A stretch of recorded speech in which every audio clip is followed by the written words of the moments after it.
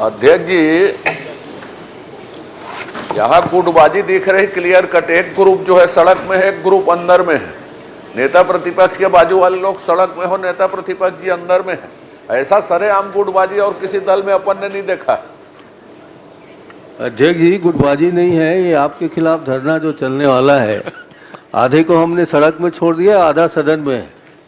यहाँ गुटबाजी कोई नहीं है। श्रीमती अनिला भेड़िया जी। माननीय अध्यक्ष महोदय जी, मैं पूरा प्रदेश की जानकारी चाहिए थी, परंतु क्वेश्चन को तब्दील कर दिया गया है और खाली जिला का यहाँ जानकारी मिला है। तो मैं अब जो जिला के जानकारी दिए हैं उसमें भी जो 106 कुल जो महिला, बच्चों और बालकों की गुमशुदगी में 106 प्रकरण अभी भी लंबित है। तो वो कब के प्रकरण है और अभी तक इसमें क्या कार्रवाई किया गया? माननीय अध्यक्ष महोदय, प्रश्न का समय ही 2022, 23, 24 और अभी जुलाई 2024 में 30 जून तक ऐसा पूछा गया था। माननीय सदस्य महोदया ने पूरे प्रदेश के सभी थानों के लिए पूछा था। प्रश्न बहुत अच्छा है और इस पर जानकारी भी संधारित निसंदेह है। संकलन में परेशानी हुई और इसलिए जिले की जानकारी दी गई, परंतु माननीय सदस्य महोदय को मैंने पूरे प्रदेश की इस कालखंड की भी जानकारी, वर्ष की जानकारी दी। उसमें थानेवार जानकारी देना मान लें शेष है। अभी इसमें 106 ऐसे प्रकरण हैं जिसमें पता नहीं चल पाया है महिलाओं का। 106 महिलाएं भी लापता हैं। तो ये प्रारंभ से लेकर के इस पूरे कालखंड की 2022 में, 2023 में और इस समय 2024 में, तो 2024 तक के कुल ये स्थिति है जिसमें 33 अभी इस समय की हैं और शेष पुराने समय की हैं। खैर कभी की हो उसमें खोजबीन आवश्यक है। इसके लिए अपनी प्रक्रियाएं हैं, बच्चों के लिए अलग हैं, महिलाओं के लिए अलग हैं। उन सारी प्रक्रियाओं पर पुलिस अनवरत काम करती है। इसमें जो जो प्रकरण हैं उन प्रकरणों की स्पेसिफिक जानकारी अगर आप चाहें कि कौन से प्रकरण कब के हैं तो वो मैं आपको ज़रूर उपलब्ध करा देता हूँ। माननीय अध्यक्ष महोदय, मैं तो सभी जानकारी बहुत ज़रूरी है, मैं तो सभी की जानकारी चाह रही थी, पर आप इसमें क्या कार्यवाही किए हैं और क्यों इतना विलंब हो रहा है, माननीय मंत्री महोदय से मैं जानना चाहती हूँ। विलंब मतलब प्रारंभिक तौर पर आप देखेंगे तो 716 महिलाएं लापता हुई थीं, जिसमें 610 महिलाएं उनको वापस खोजा गया है। ऐसे ही बच्चों की स्थिति में 164 बच्चे नाबालिग वो गायब हुए थे, जिसमें से 151 को खोजा गया है, वो 92% है। महिलाओं की जो प्राप्त हुई हैं, जो मिली हैं, वो 85% है। इसके बाद इसमें प्रेस में विज्ञप्ति देना, अगर बच्चे हैं तो ट्रैक द मिसिंग चाइल्ड ऐसा वेबसाइट है, उस पर करना। राज्य स्तर पर और जिला स्तर पर एंटी ह्यूमन ट्रैफिकिंग यूनिट ये बताना, इस पर काम करना। इन सारी प्रक्रियाओं के माध्यम से ऑपरेशन मुस्कान सुप्रीम कोर्ट के ऑर्डर से जो प्रारंभ हुआ है, उस ऑपरेशन मुस्कान के थ्रू भी बच्चों के साल में 2 बार विशेष अभियान चलाकर भी उनकी प्राप्ति की कोशिश करते हैं और इसकी अपनी पुनर्वास योजनाएं हैं। तो इन सारे माध्यमों से महिलाएं या बच्चे जो भी लापता हैं उनकी खोज लगातार। माननीय अध्यक्ष महोदय, मैं तो बस यही जानकारी चाहिए थी कि ये विलम्ब क्यों हो रहा है, क्योंकि आपके इतने साइबर सेल है, आपके महिला सेल है, आपके पूरे आप कह रहे हैं कि प्रचार प्रसार भी करा रहे हैं, उसके बाद भी इतने पूरे प्रदेश में ये अपराध बढ़ते जा रहा है।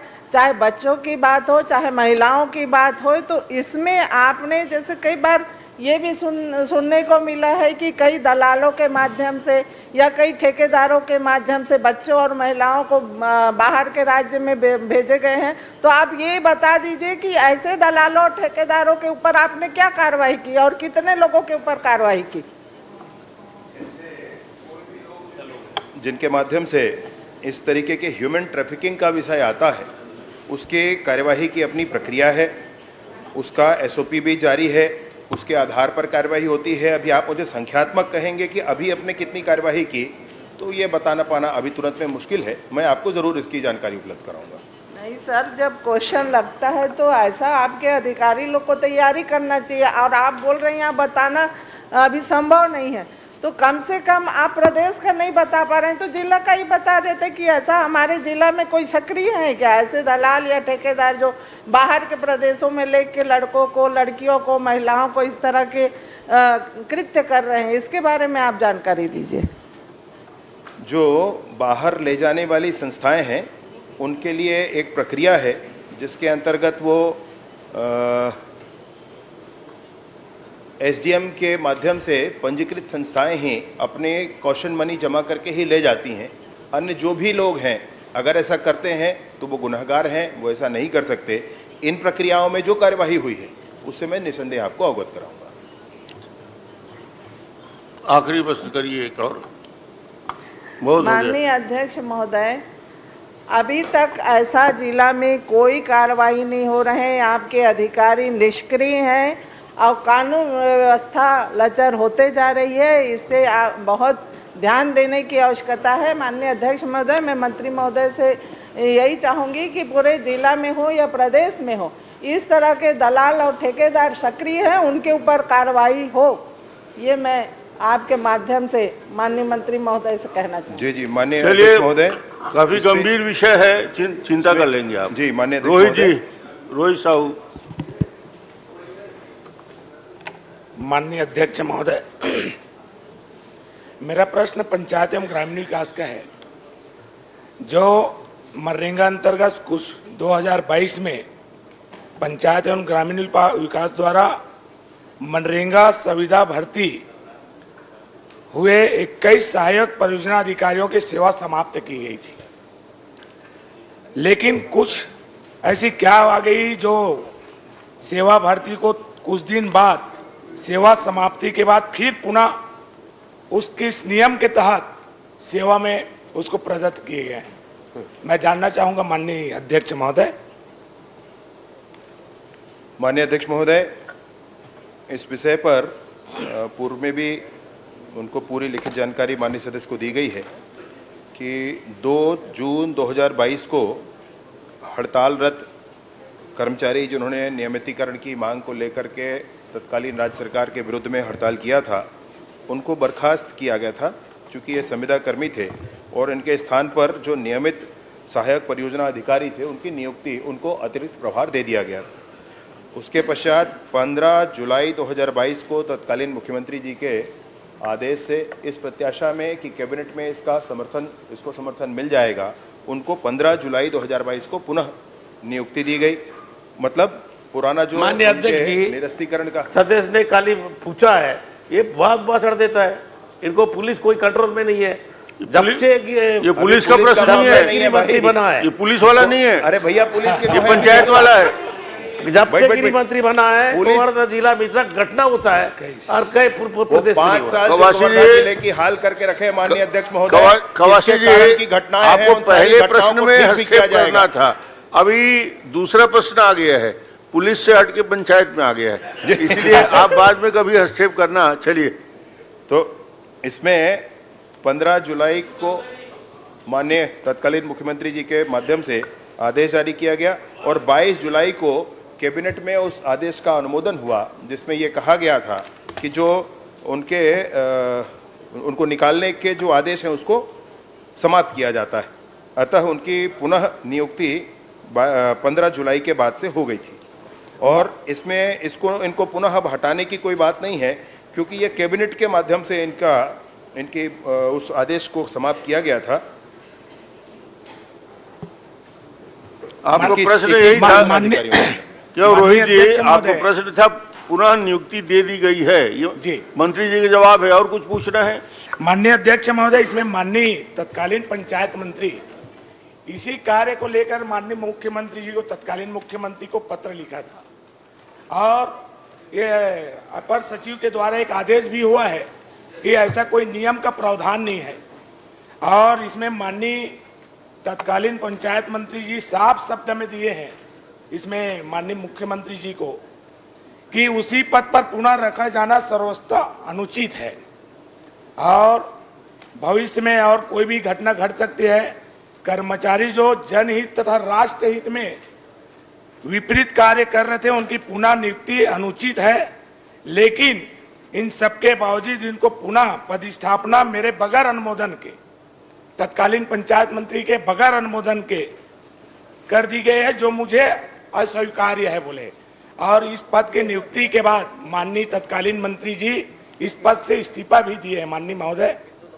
और आयुक्त द्वारा, अपर सचिव द्वारा आदेश भी दिए हैं कि संविदा नियुक्ति की पुनः जो राष्ट्र हित में या देश हित में जो काम नहीं कर रहे उनको पुनः नियुक्ति किया जाना संभव नहीं है। माननीय महोदय, मैं निवेदन करना चाहूँगा कि ये पूरे प्रदेश का मामला है। प्रदेश के पूरे मनरेगा विभाग जो जिले में सहायक परियोजना अधिकारी के रूप में बैठते हैं, जिसकी नियुक्ति में न तो कोई निविदा हुई है। आप प्रश्न करिए ना, क्या जानना चाहते हैं, प्रश्न करिए मंत्री जी। मैं माननीय महोदय इसमें पुनः इन सभी 21 जो सहायक परियोजना अधिकारी के ऊपर जांच करा के कार्रवाई है, उसको पद से नियुक्त जो हुआ है चलिए बता दीजिए, निरस्त किया जाए, यही मांग कर रहा हूं। आपका आ गया प्रश्न, बता देंगे। ये पुराने माननीय अध्यक्ष महोदय, पुराने पंचायत मंत्री जी और पुराने मुख्यमंत्री जी के संदर्भ में बात है और पुराने मुख्यमंत्री जी ने एक विशेष आदेश करके और नहीं भैया, ये आपका भी आदेश है जो इसको आपने किया है 15 जुलाई को और फिर 22 जुलाई को कैबिनेट ने, आपने प्रत्याशा में किया और फिर कैबिनेट ने इसका अनुमोदन भी कर दिया। तो दोनों ही बातें हैं जिसमें उसको उस समय 21 जो सहायक परियोजना अधिकारी थे उनको हटाने की उस आदेश को निरस्त कर दिया गया और इसके लिए उनको पुनः नियुक्ति दे दी गई है। उन लोगों ने उस समय हड़ताल किया था, चूंकि पूरी पुरानी जो सरकार थी उसने घोषणा की थी कि नियमितीकरण करेंगे, नियमितीकरण नहीं हो पा रहा था, इसलिए उनका हड़ताल था। और अब पुनः ऐसा किया जाना कि उनको फिर से उस नौकरी से हटा देना, ये अनुचित होगा, अतः इनकी नौकरी बरकरार रहेगी। चलिए, श्रीमती सविता मनोज मंडावी जी। सावित्री। माननीय अध्यक्ष महोदय, मेरा प्रश्न था पुलिस विभाग में जो नक्सल प्रभावित क्षेत्र में पदस्थ जितने भी कर्मचारी हैं इनकी पदस्थापना के संबंध में था। तो मंत्री जी का जवाब आया है कि इनकी पदस्थापना जो है कम से कम 3 वर्ष या 54 वर्ष से वायु तक पहले पूर्ण हो। चूँकि अध्यक्ष महोदय, ये हमारा बस्तर संभाग जो कि नक्सल प्रभावित क्षेत्र है, जिसमें पुलिस विभाग अंतर्गत जो है आरक्षक संवर्ग और अधिकारी संवर्ग के तक पदस्थ जितने भी कर्मचारी और अधिकारी जो कि विगत 10 वर्ष हो गए हैं या उससे अधिक भी समय हो गया है पदस्थापना में, इनकी पदस्थापना जो है मैदानी इलाके में कब तक होगी? और जिससे ये क्या है, लंबे समय से पदस्थ अधिकारी जो है कर्मचारी मानसिक अवसाद के कारण जो है ग्रसित होकर आत्मघाती कदम उठा लेते हैं, जिनसे उनका परिवार बिखर जाता है। तो मैदानी इलाके में जो है पदस्थापना होने से उनकी पारिवारिक परेशानी जो है दूर होगी। तो कृपया शासन के जो मापदंड के अनुरूप जो है उनका स्थानांतरण नीति का परिपालन कब तक होगा, समय अवधि थोड़ा सा बताएंगे गृह मंत्री।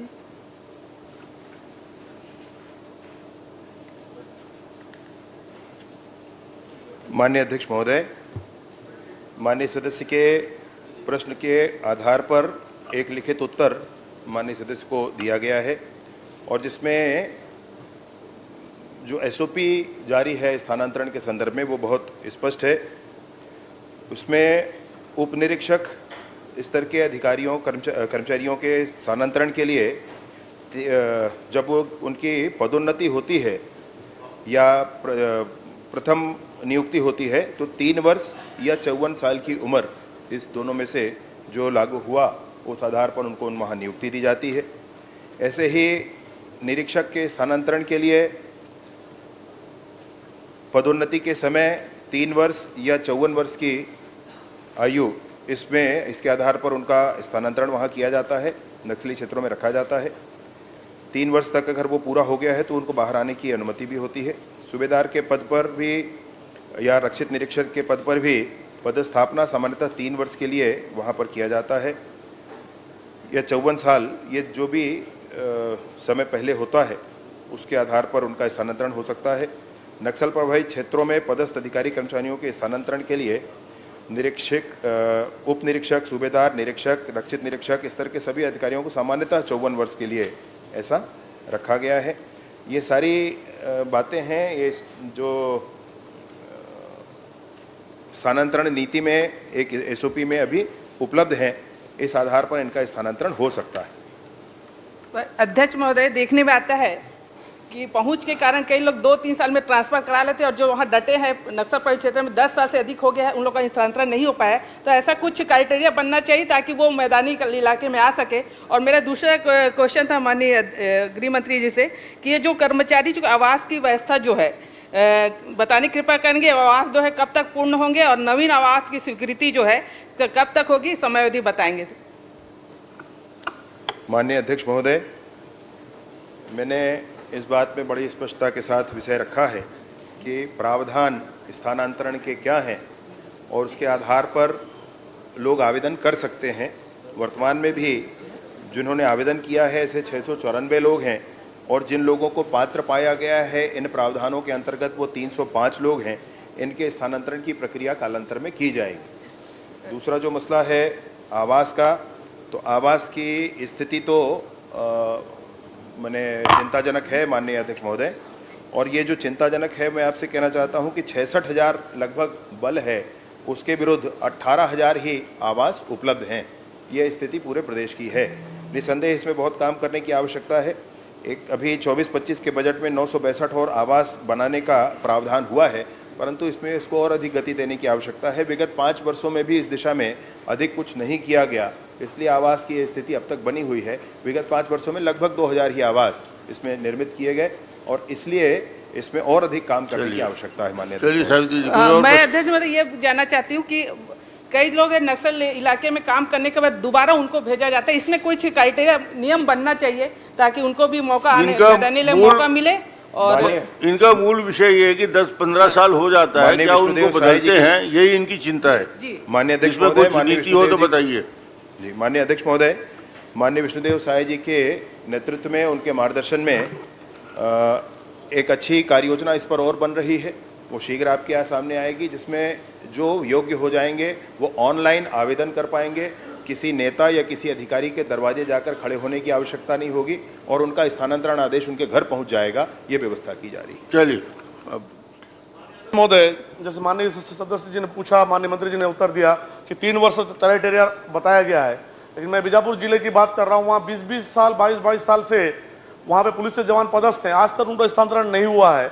और जो अब बहुत ज़्यादा उसमें रहते हैं, बेचारे टेंशन में रहते हैं, कम से कम जो वो ऐसे क्षेत्रों में थोड़ा ज़्यादा प्राथमिकता के साथ में उन जवानों को समय पे कैसे बाहर निकाला जाए, इससे कार्य योजना पर थोड़ा विशेष ध्यान देने की जरूरत है। नहीं, मंत्री जी बताया ना, नीति बना रहे हैं, उसका क्रियान्वयन करेंगे, बता दीजिए। माननीय अध्यक्ष महोदय, जो 10-10, 20-20 साल अपन कहते हैं उसमें कुछ एक ध्यान देने की आवश्यकता है। जैसे आरक्षक हैं तो वो 10 साल तो रहेंगे ही, क्योंकि आरक्षक तो जिले का बल होता है और जिला बल है तो उनको जिला में रहना है। एक जिले में अपना नौकरी लगाकर दूसरे जिले में स्थानांतरण ये नहीं होना चाहिए और होता भी नहीं है, कानून भी नहीं है।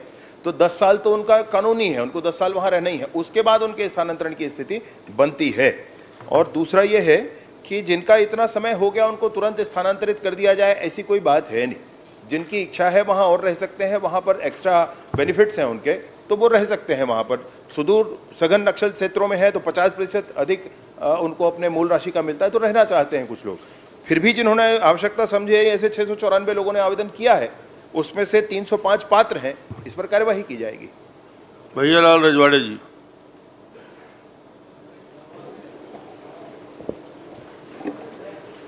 माननीय अध्यक्ष महोदय,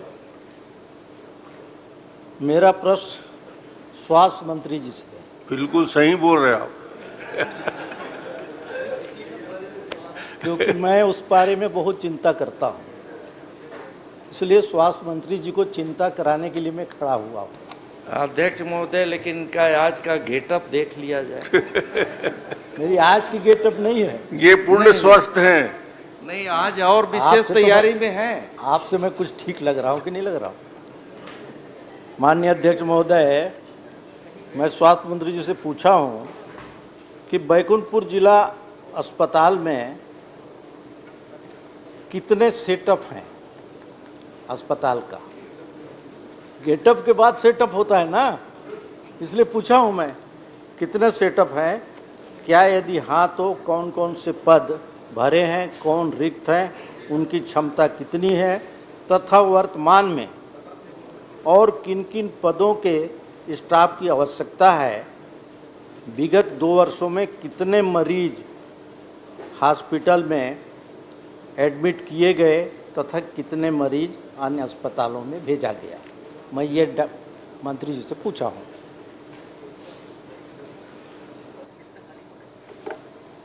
माननीय अध्यक्ष महोदय, आज मेरे लिए विशेष पल है और बड़े भावुक पल हैं कि जिन्होंने मुझे एक अभिभावक की तरह एक पंचायत से लेकर यहाँ पहुँचाया और एक से व्यक्ति मेरे से प्रश्न पूछ रहे हैं, तो मैं अपने आप को बड़ा गौरवान्वित महसूस कर रहा हूँ। इसलिए ठीक जवाब देना।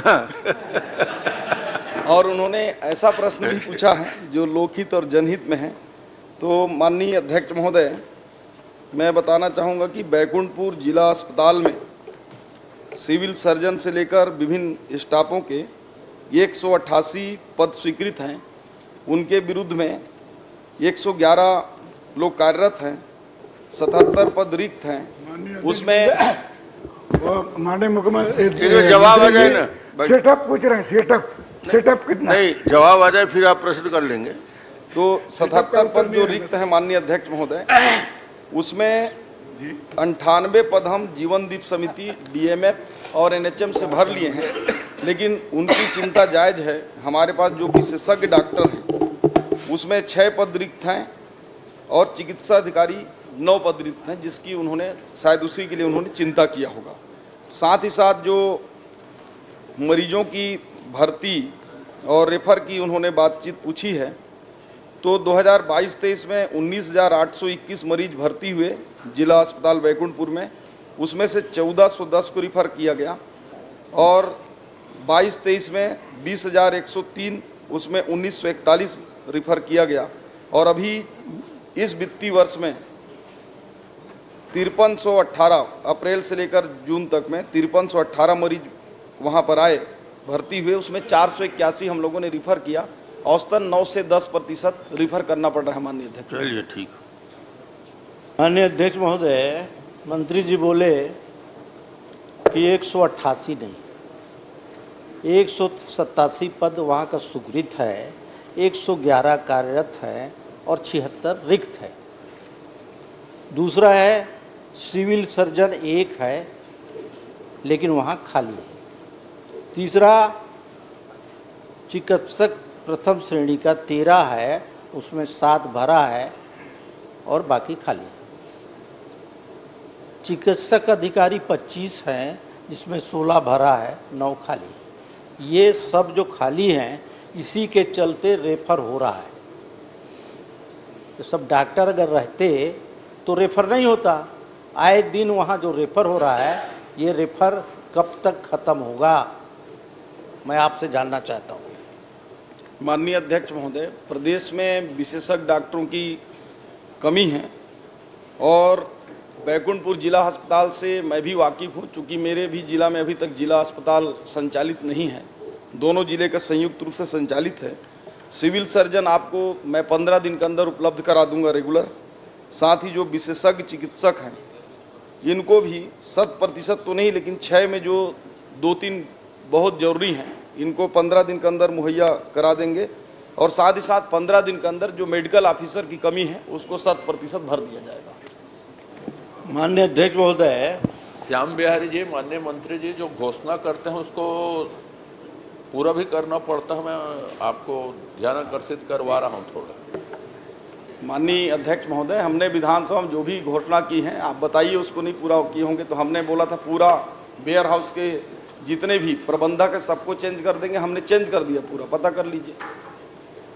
चलिए माननीय मंत्री जी, आपने सब बता दिया, सेटअप बता दिया और जो कमी है उसको ही बता दिया। लेकिन मैं आपसे निवेदन करना चाहता हूँ माननीय अध्यक्ष महोदय कि ये प्रथा जो चल रहा है वहाँ पर,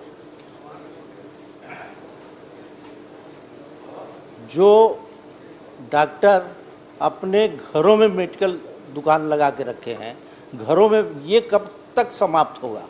घर का दुकानदारी कब तक चलता रहेगा? इसीलिए आज जो है हॉस्पिटल में समय पे नहीं आते हैं, सेकेंड टाइम में तो आता ही नहीं कोई डॉक्टर, इसलिए आज वहाँ पे परेशानी हो रहा है। आए दिन जो भी बात होता है, सीधे पेट का दर्द है तो भी रेफर, हाथ टूट गया है तो भी रेफर, लड़का पैदा करना है तो भी रेफर। 50-50 हज़ार रुपया बगल में शर्मा डॉक्टर का हॉस्पिटल है, एक डिलीवरी केस में 50 से 60 हज़ार रुपये लेता है। तो ये कब तक समाप्त होगा, मैं आपसे जानना चाहता हूँ।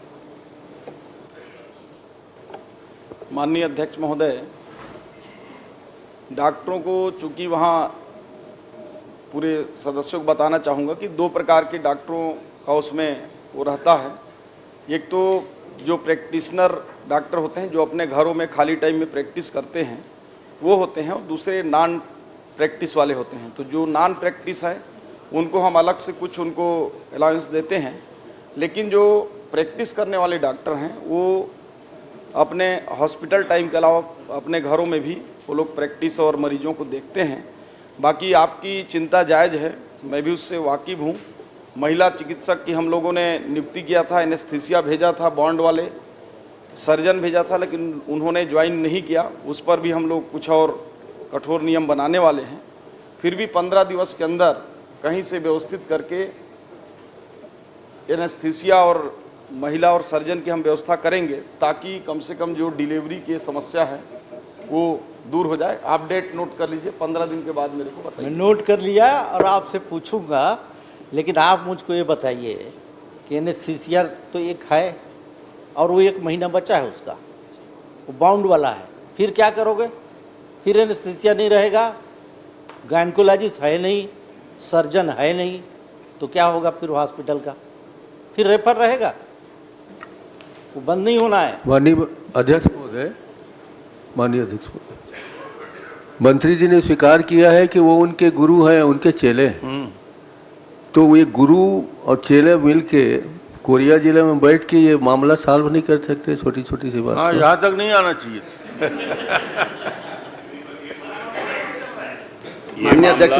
ये मामला पूरे प्रदेश में ही ऐसी स्थिति है। बॉन्ड की बात आप कर रहे हैं मंत्री जी, टी.एस. सिंहदेव साहब यहाँ थे, मैं वहाँ से बैठ के पूछा था कि बॉन्ड भरवा देते हैं, बड़े बड़े लोगों के बच्चे डॉक्टर बन जाते हैं सरकारी खर्चे में, वो पैसा पटा देते हैं। तो ये बॉन्ड से तो कुछ हल होगा नहीं। आप उसका कोई बढ़िया निर्णय कराइए, कड़ा निर्णय कैसे होगा, क्योंकि माननीय अध्यक्ष महोदय है और बॉन्ड से थोड़ी हल होगा। बॉन्ड तो आप लाइए 10 लाख मेरे विधानसभा के अंतर्गत चला जाएगा। माननीय अध्यक्ष महोदय, मेरे विधानसभा के अंतर्गत मैनपुर और अमलीपदर सामुदायिक केंद्र और प्राथमिक स्वास्थ्य केंद्र है। दोनों में लोग बाग जाते हैं इलाज कराने, तो बोलते हैं कि रिफर सेंटर है। और अभी अभी मलेरिया से 2 बच्चे की मौत हो गई, उसको रिफ़र किया गया गरियाबंद। मैनपुर के आगे उसका अधीनस्थ प्राथमिक स्वास्थ्य केंद्र अमलीपदर है, वहाँ 2 बच्चे सगा भाई और बहन की सांप काटने से मौत हो गई। उसको ले गए तो वहाँ भी डॉक्टर नहीं, तो उसको भी रिफ़र कर दिया गया देवभोग।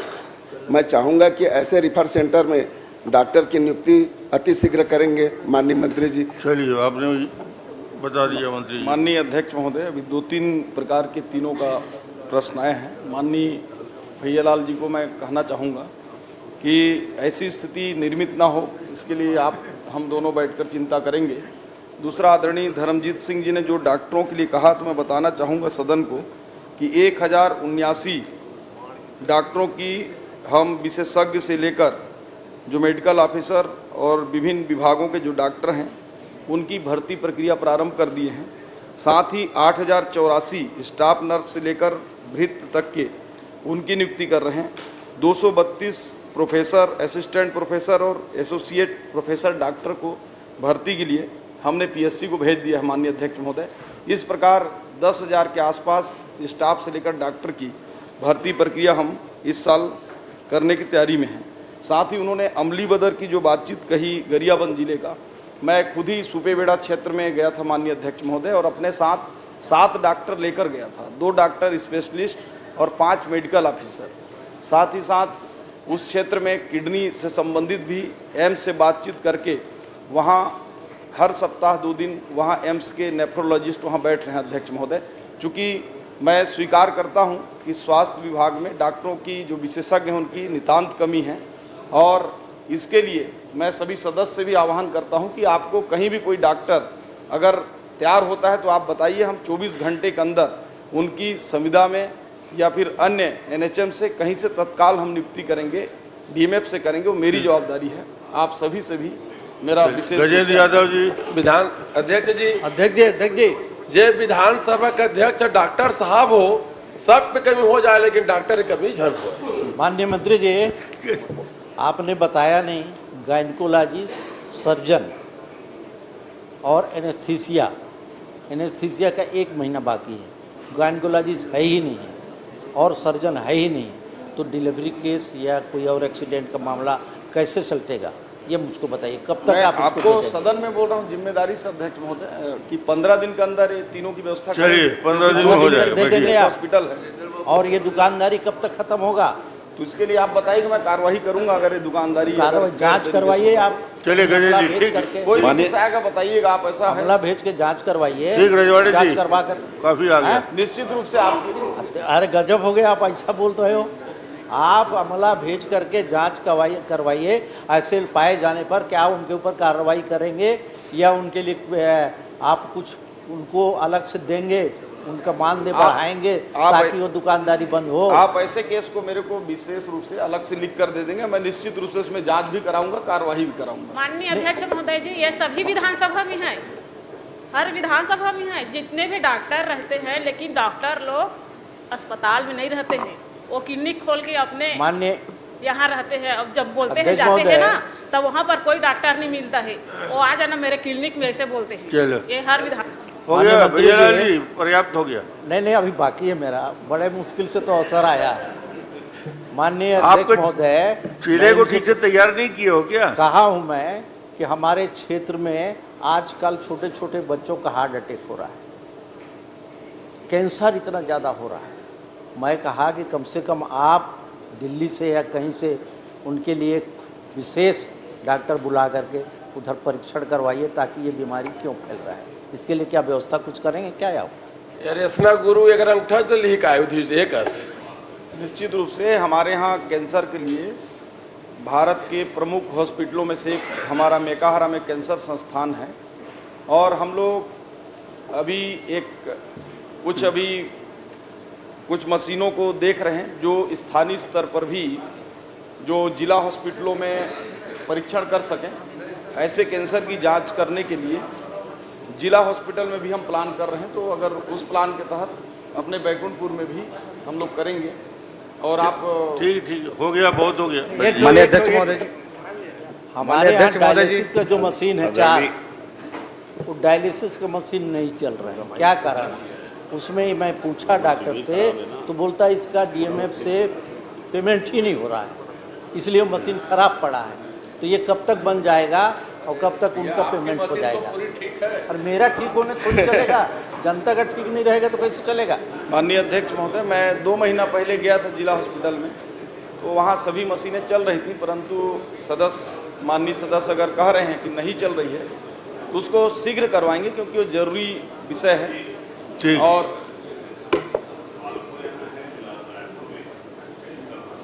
माइक चला के बोलिए। तो सर, मैं आपके माध्यम से ये आग्रह कर रहा हूँ कि उनका जरा कैंप लगवा दीजिए ना वहाँ कैंसर हॉस्पिटल वालों का, ताकि जो ठीक है, मुझे आप डेट बता देंगे कब आप खाली कैंप लगवा दीजिए, वहाँ हम कैंप लगवा देंगे किसी भी संस्थान से कैंसर। नहीं, आप एक बार जाके बैकुंठपुर का पूरा माननीय अध्यक्ष महोदय जी और उसका व्यवस्था कर दीजिए ताकि ठीक ठाक चले। मैं आपसे ये आग्रह करता हूँ, करेंगे क्या है आप? हाँ बिल्कुल, मैं इधर से जाकर बैकुंठपुर का आपके साथ दौरा कर लेंगे और देख के जो भी होगा उसको हल कर लेंगे। आपको मैं पूरा आप तो एक आध दिन पूरा मेकाहारा कोई वहाँ बैकुंठपुर घुमाने ले जाओ, झंझट खत्म करो। और हर प्रकार के डॉक्टर वहाँ मिलेंगे। चलिए, आपने जो घोषणा किया है, आपने जो कहा है, समय सीमा पे कर दीजिएगा, उसके लिए धन्यवाद। और किस उच्च स्तरीय संस्थान में इनका फुल बॉडी चेकअप भी होना चाहिए। तो आप और रजवाड़े जी दोनों खुद चेकअप कर लेना। माननीय अध्यक्ष महोदय जी, जो विषय माननीय विधायक जी का था वही विषय मेरा भी है। प्रश्न लगा हुआ है, चूँकि अभी तक प्रश्न लगाते रहा हूँ लेकिन कहीं मेरा प्रश्न अवसर नहीं मिलता था, लेकिन वो अभी चल रहा है विषय में। तो जो स्थिति बैकुंठपुर में है उससे ज़्यादा दुर्गति बेमेतरा जिला अस्पताल का है। वो केवल रेफर सेंटर ही बनकर रह गया है। मैं हर सप्ताह अस्पताल का विजिट कर रहा हूँ लेकिन कहीं कुछ हो नहीं पा रहा है, स्थितियाँ सही नहीं हो पा रही हैं। तो आप निवेदन है अध्यक्ष महोदय जी, वहाँ पर भी जो उचित व्यवस्था डॉक्टरों की, चाहे नर्स की, चाहे जितने इक्विपमेंट हैं, वहाँ पर तत्काल किया जाए। ठीक, उसको दिखवा लूंगा। ठीक महोदय, जैसे भी गजेंद्र यादव जी अपना प्रश्न करें। माननीय धन्यवाद अध्यक्ष महोदय। मैं माननीय लोक स्वास्थ्य मंत्री जी महोदय से यह बताने की कृपा करेंगे, दुर्ग जिला अस्पताल में पिछले 2 वर्षों में कितने प्रसव सर्जरी किए गए, वह कितने मरीज के टाँके खुलने की शिकायत पुनः भर्ती हुए हैं, इसके क्या कारण है तथा क्या कार्रवाई की गई है, मैं आपसे पूछना चाहता हूँ।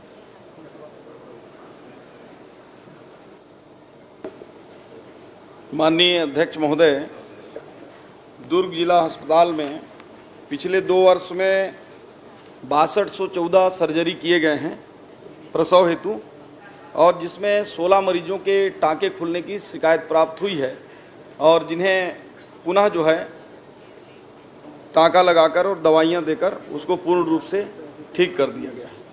माननीय अध्यक्ष महोदय, मैं माननीय मंत्री जी से जानना चाहता हूँ, डिस्चार्ज करने के 2-3 दिन के अंदर ही कितने मरीज वापस फिर से उनके टाँके खुलने के कारण भर्ती किए गए, बता पाएंगे क्या?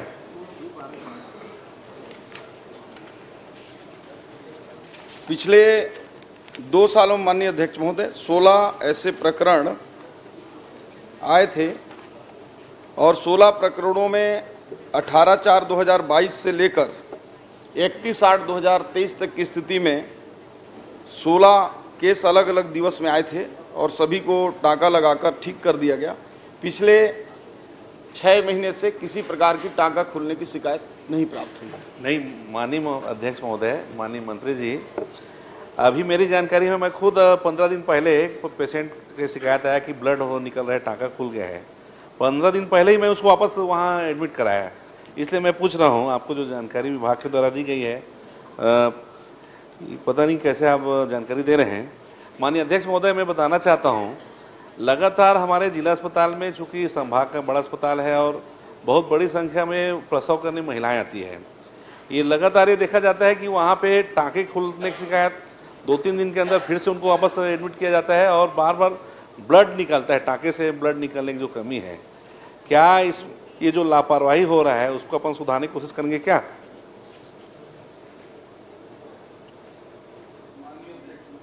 माननीय अध्यक्ष महोदय, जैसा कि आंकड़ा में बताया कि 6214 में कुल 16 टाँका खुले और ये सर्जरी प्रक्रिया में ऐसा होता है कोई अलग से दुर्ग जिले में नहीं हुआ है। इसका बहुत कम 0.25% मात्र ऐसा हुआ है अध्यक्ष महोदय, क्योंकि इसके कई कारण हैं। जिससे टाँका लगाए इसके बाद जो फैटी वाले पेट हैं उनमें खुलने का चांस रहता है। कई बार वो ध्यान नहीं देते, पानी वानी उसमें पड़ जाता है या अन्य छोटे छोटे लापरवाही से ऐसे केस होते हैं और इसका प्रतिशत बहुत मामूली है अध्यक्ष महोदय।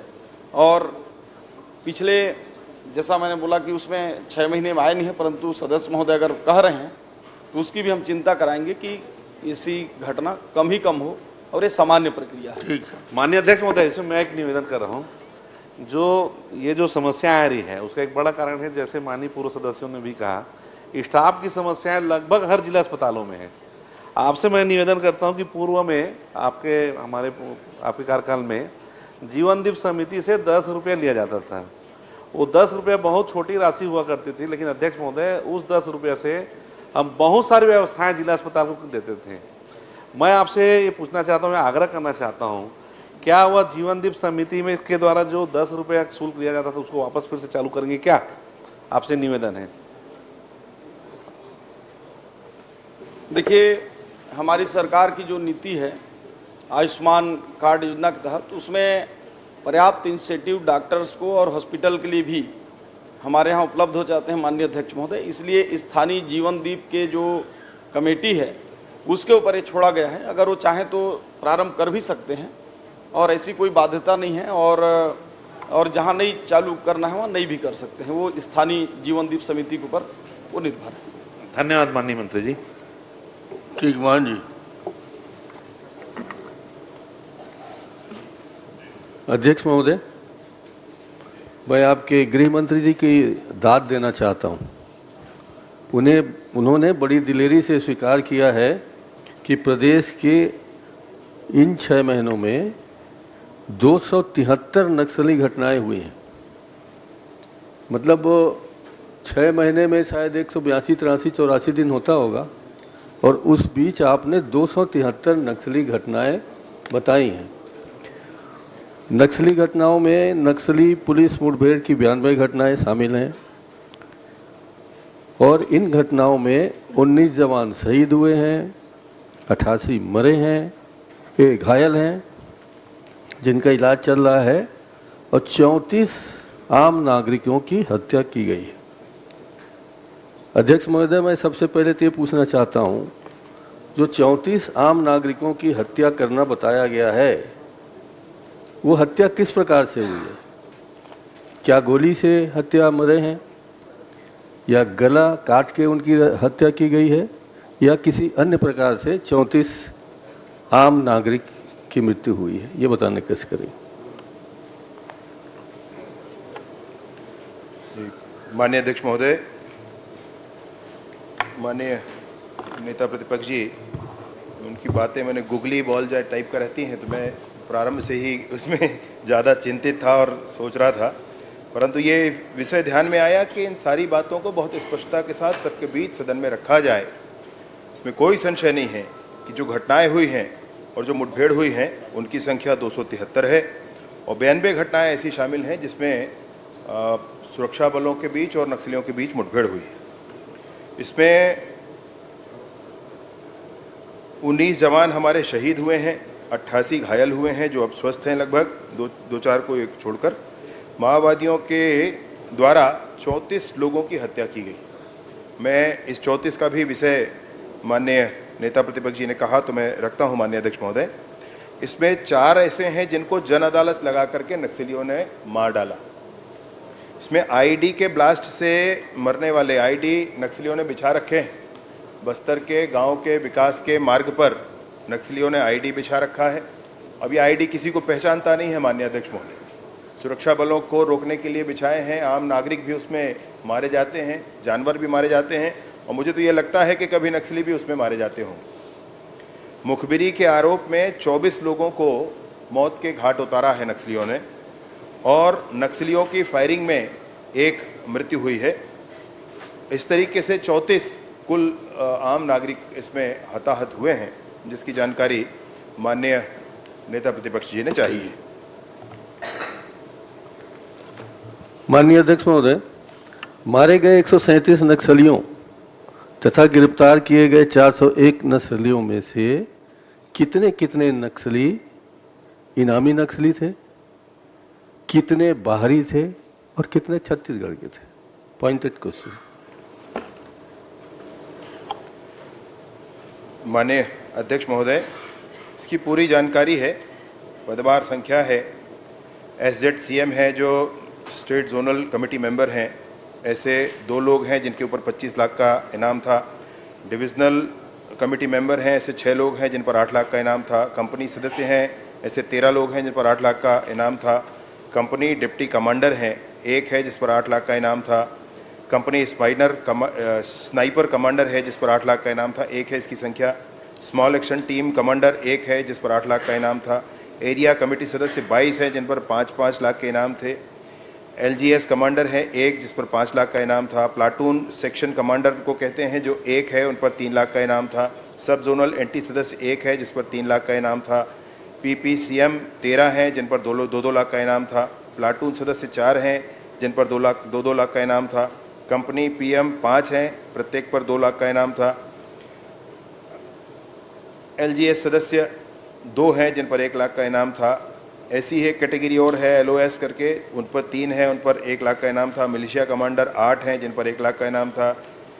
DSKM अध्यक्ष हैं जिन पर 1 लाख का इनाम था। CNM 1 है जिन पर 1 लाख का इनाम था और अन्य हैं जो 51 लोग हैं। इस तरीके से कुल 137 हैं जिन पर इनाम है और उनको वो इस पूरे अभियान के दौरान मारे गए। मैंने पूछा था इसमें बाहरी कितने थे और छत्तीसगढ़ के कितने थे? माननीय अध्यक्ष महोदय, बाहर और छत्तीसगढ़ के हिसाब से इसमें कैटेगराइजेशन नहीं है। मैं ये कैटेगराइजेशन करके और माननीय नेता प्रतिपक्ष जी को इसका जवाब दे दूंगा। चलिए, आपने अपने उत्तर में देखा होगा कि जितने भी हथियार जब्त हुए हैं उसमें भरमार बंदूक की संख्या भरमार है यानी ज़्यादा है। गिन के आप बता सकते हैं, लिखा होगा, जैसा कि आप गूगली को अच्छी खेलते हैं। मैं ये चाहता हूँ, आपने कभी भरमार बंदूक चलते हैं कि नहीं चलते या सिर्फ दिखावे के हैं, इसकी जांच कहीं कराई है?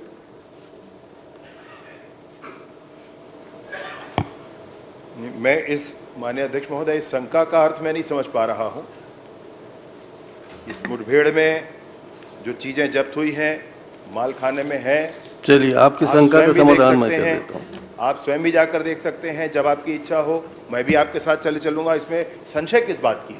नहीं, संशय इस बात की है कि हर नक्सली के सामने, चाहे वो नक्सली हो चाहे गांव वाला मरता हो, भरमार बंदूक उससे जब्त होता है।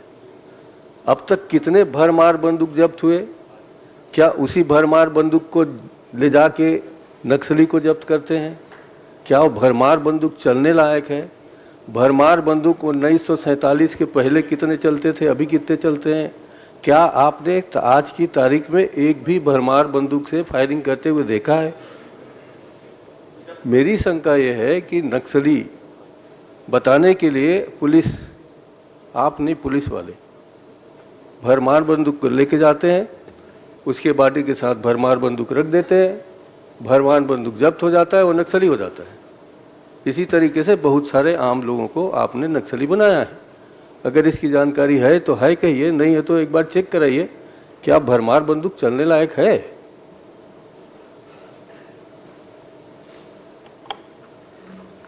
मतलब इस तरीके से माननीय अध्यक्ष महोदय विषय का प्रस्तुतिकरण कि कोई खत्म हो गया और उसके पास ले जाकर बंदूक रख के फोटो खिंचा दिए, ये तो विषय मतलब स्वीकार्य नहीं है और ऐसा कहना भी बिल्कुल उचित नहीं होता है।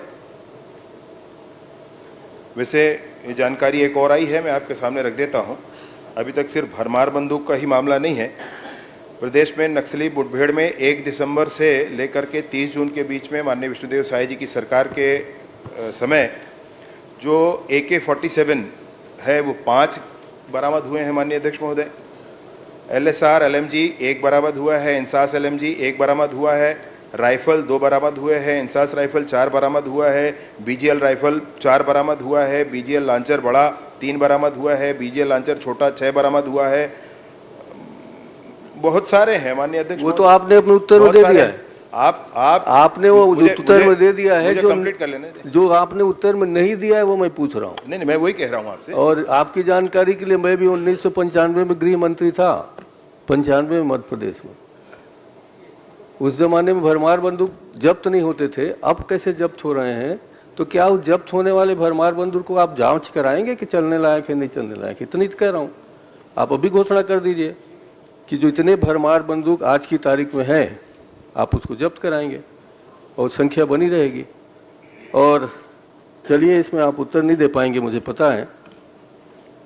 आपने कहा है कि 790 जेल में है अभी नक्सली लोग, 25 सजा प्राप्त हैं, 765 विचाराधीन है। मैं ये पूछ सकता हूँ क्या कि कब से इनका प्रकरण विचाराधीन है? 92 से, 93 से, 2000 से, 2010 से? ये तो जानकारी होगी शायद आपके लोगों को? नहीं, भरमार बंदूक के संदर्भ में भी माननीय महोदय आप बहुत सीनियर हैं। 1995 में आपने इस दायित्व को पहले ही संभाला है, जिसको मैं आगे बढ़ाने की कोशिश में हूँ। मैं आपसे निवेदन पूर्वक कहना चाहता हूँ कि बाकी अन्य चीज़ें भी जो बरामद हुई हैं उस पर भी आप ज़रूर ध्यान दें। मैं आपसे निवेदन पूर्वक यह भी कहना चाहता हूँ माननीय अध्यक्ष महोदय के माध्यम से कि आप ज़रूर इस पर चेक करें। उसमें तो आपने जो प्रश्न पूछा है माननीय अध्यक्ष महोदय, जो प्रश्न पूछा गया है उसमें यह पूछा गया है कि कौन कौन सी सामग्री बरामद हुई, और यह भी पूछा गया है माननीय अध्यक्ष महोदय कि ये कहाँ रखी गई हैं और उसकी पूरी जानकारी पूरे विस्तृत तौर पर कि कितनी चीज़ें बरामद हुई हैं, कब बरामद हुई हैं, कहाँ रखी गई हैं, सब माननीय नेता प्रतिपक्ष जी को दिया गया है। और अगर ये सब कुछ दिया गया है तो जांच करना कोई विषय नहीं है, बिल्कुल किया जा सकता है। दूसरा मैं आपसे मसला ये कहना चाहता हूँ माननीय अध्यक्ष महोदय कि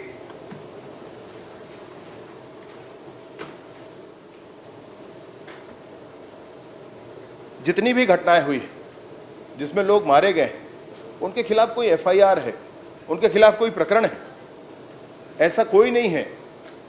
जो नक्सली हमने डिक्लेयर किया है, विभाग ने डिक्लेयर किया है और वो नक्सली ना हो, ऐसी बात नहीं है।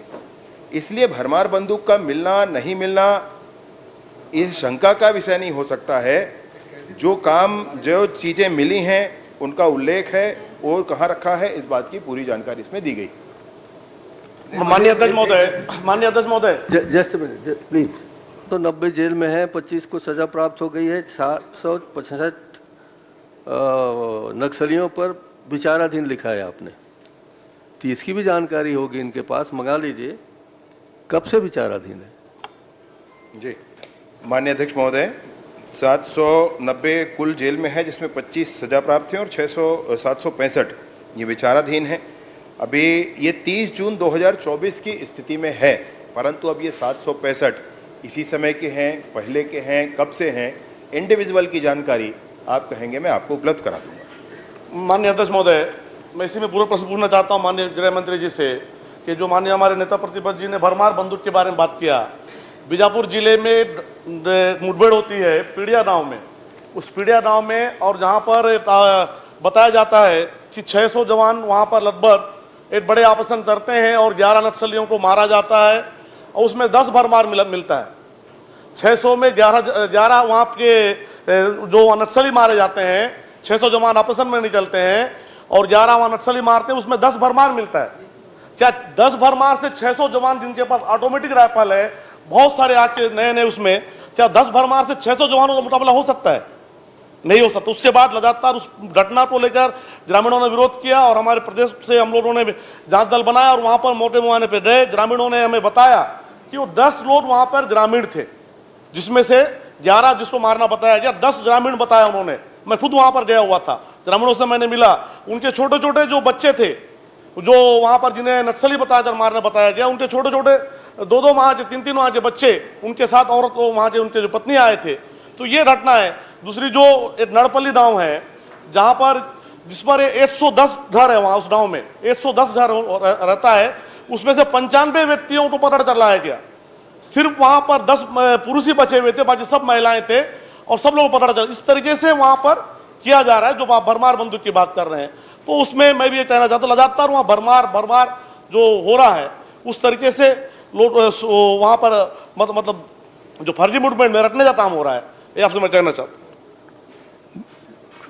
माननीय अध्यक्ष महोदय, ये मसला पहले भी आया था और कांग्रेस के माननीय प्रदेश अध्यक्ष जी ने ये विषय उठाया था। उस समय भी पूरी बात बताई गई थी, पूरी जानकारी दी गई थी। अभी भी मैं आपसे निवेदन पूर्वक कहना चाहता हूं कि इतने 600 गए, 10 को पकड़े। अरे भैया 60,000 70,000 हैं, आज तक नक्सलिज्म खत्म नहीं हुआ है। आपने भी सरकार चलाई है, तब क्या नक्सलिज्म खत्म हो गया? मैं आप खत्म करिए, आप दावा कर रहे हैं खत्म करने का। हम तो नहीं बोल रहे, आप सरकार ने दावा कर रहे हैं, तो 6 महीने में कैसे 273 घटनाएं हो गई? चलिए ठीक। माननीय अध्यक्ष महोदय,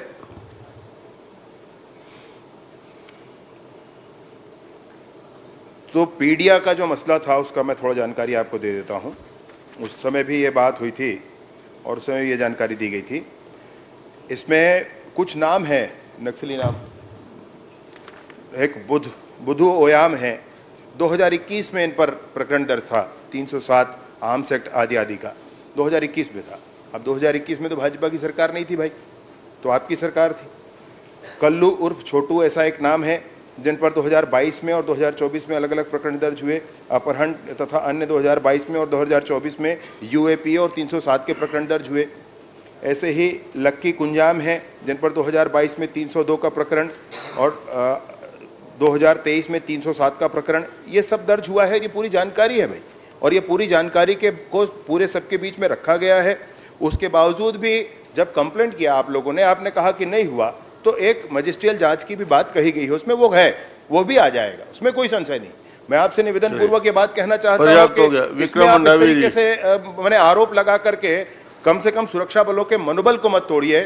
इस तरीके से आरोप लगा करके आप इस तरीके। अध्यक्ष महोदय, मैंने बिल्कुल आरोप नहीं लगाया, मैंने उन्हें दाद दी है कि अच्छा काम कर रहे हैं।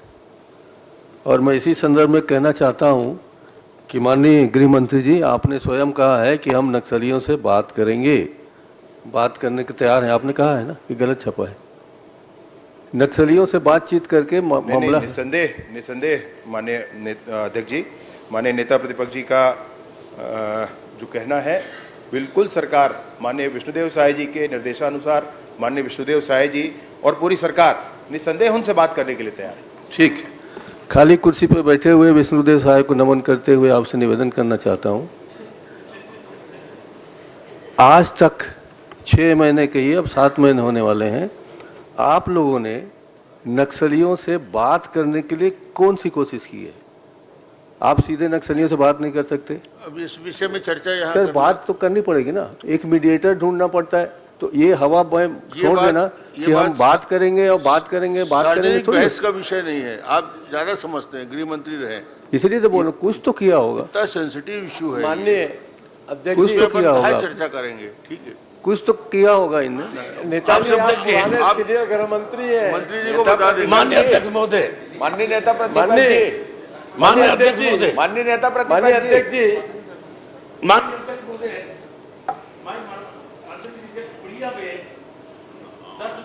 दस लोगों को मार के बरमाल जब्त किए, वह अभी भी हड़ताल चल रहा है। कभी सरकार के या तुम्हारे प्रशासन के आदमी उस गांव में जाके पूछे, ये पहला सवाल। दूसरा अध्यक्ष जी, मंत्री जी, वो जो प्रिया में कितना निर्दोष लोगों को गोली लगाए,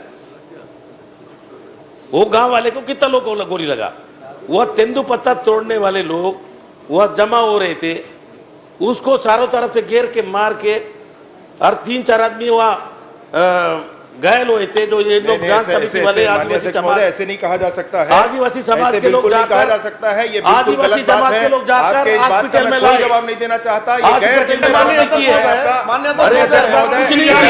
को बचाने का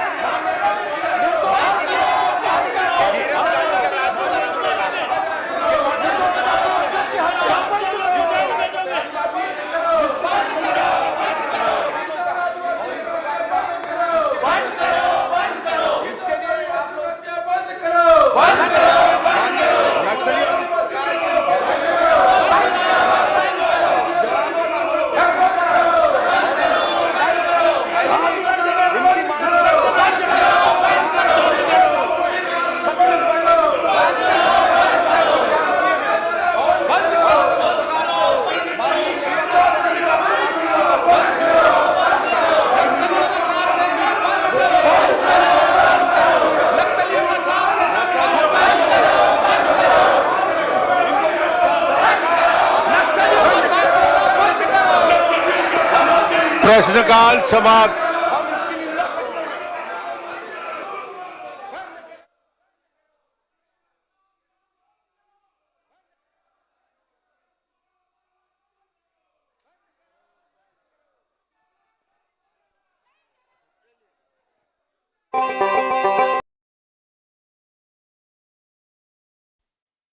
आजकल बच्चों का दिन कितना लंबा, स्कूल, ट्यूशन, स्पोर्ट्स, फिर पीरियड्स में कपड़ा कैसे चलेगा?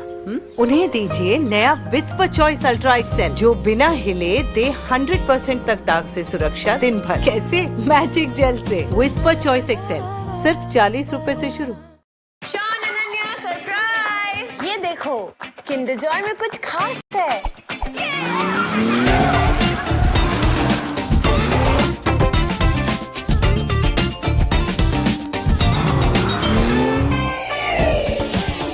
बारबी और हॉट व्हील्स के टॉय सरप्राइजेस हर किंडर जॉय के साथ।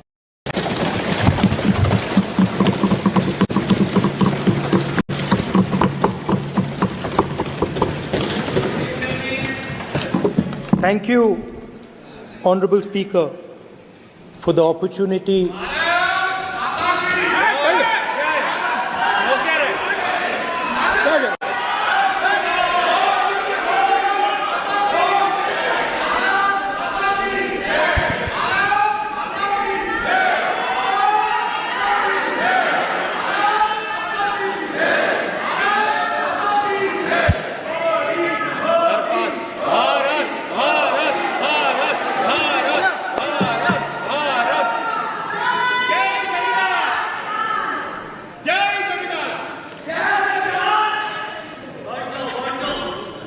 जय संविधान।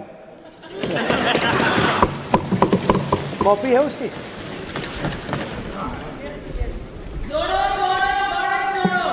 जय संविधान। इसकी हमने रक्षा की है। देश ने मिलकर संविधान की रक्षा की है और अच्छा लग रहा है अब कि हर 2-3 मिनट बीजेपी के लोग संविधान संविधान संविधान संविधान कह रहे हैं।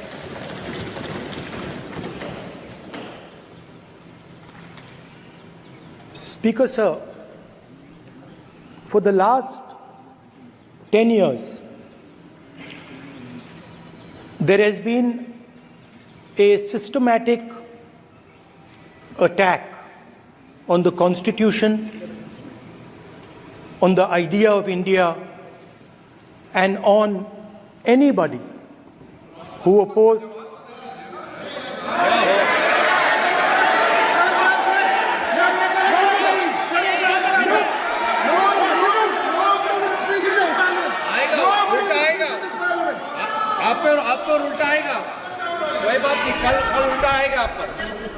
There has been just warming up right now.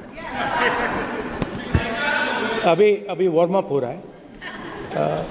तो there was a systematic, full-scale assault on the idea of India, on the Constitution, and also on millions and millions of people who resisted the ideas being proposed by the BJP, who resisted the attack on the Constitution. Many of us personally were attacked. In fact, some of our leaders are still in jail. One of our leaders has just recently been released. Another one is still in jail. And not only the opposition, but anybody who resisted the idea of concentration of power, of concentration of wealth, of aggression on the poor, of aggression on Dalits, minorities, tribals, was crushed. Violently crushed. People were put in jail. People were threatened. And I myself was attacked. संसद TV का नया format देखा है, आधा आधा, ये पहले देखा नहीं हमने।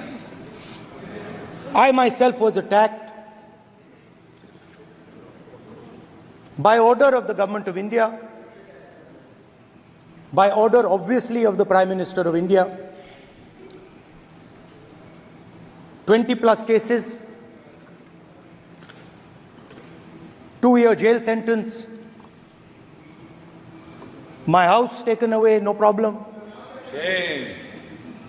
Relentless attack in the media 24/7 every single day, abuse, attack, abuse, attack.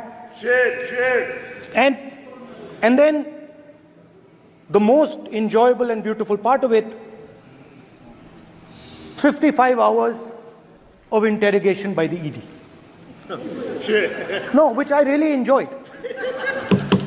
Because by the end of the interrogation, the officer off camera, he switched off the camera and then he asked me, Rahul ji, you've been sitting here 55 hours. आप पत्थर जैसे हो, आप हिलते क्यों नहीं हो? मुझसे सवाल पूछा उसने। तो जब ऐसा आक्रमण होता है, when there's an attack like this on you, you obviously need refuge, you need a place, or you need ideas that defend you. So today I want to start my speech by telling my friends in the BJP and the RSS about the ideas that we used, the entire opposition used, to defend the idea of India. Where these ideas come from and how they gave us the strength, all of us, anybody who opposed the regime, how they gave us the strength to fearlessly take any onslaught that was placed before us. So I'd like to start by showing an image of our refuge. Okay? Sir Shiv ji की photo नहीं दिखा सकते sir? एक minute माननीय सदस्य। Sir Shiv ji की photo मना है सर? एक मिनट सर मना है तो रख देता हूं सर। नो एक मिनट प्लीज। आपने सवाल उठाया, आपके माननीय सदस्यगण 353 का नियम बता रहे थे, 352 का नियम बताया। No please no. आपने कहा इस नियम प्रक्रिया से सदन चलना चाहिए। नियम प्रक्रिया में कोई भी प्ले कार्ड, कोई भी चिन्ह को सदन में नहीं दिखाया जा सकता। आपने कहा नियम से, ऐसा नहीं है। माइक दीजिए सर। जी सर, क्या इस हाउस में शिव जी की फोटो दिखाना मना है? माननीय सदस्य, आप बस ये बता दीजिए। माननीय सदस्य सर मना है या नहीं? कोई भी चित्र को दिखाने के तो शिव जी का चित्र इस साधन, इस हाउस में दिखाना मना है। यहाँ पे दूसरी चीजों के चित्र दिखाए जा सकते हैं, मगर शिव जी का चित्र नहीं दिखा जा सकता। अगर मैं कह रहा हूं कि हमें इनसे प्रोटेक्शन मिली और मैं समझाना चाह रहा हूं कैसे प्रोटेक्शन मिली, आप मुझे चित्र नहीं दिखाने दे रहे हो। इसके बाद मेरे पास और चित्र हैं, मैं सब दिखाना चाहता था। स्पीकर सर, ये चित्र पूरे हिंदुस्तान के दिल में है। पूरा हिंदुस्तान इस चित्र को जानता है, समझता है। Everybody knows this image. Speaker sir, why I got this image is because there are certain ideas in this image that we defend, that the opposition defends.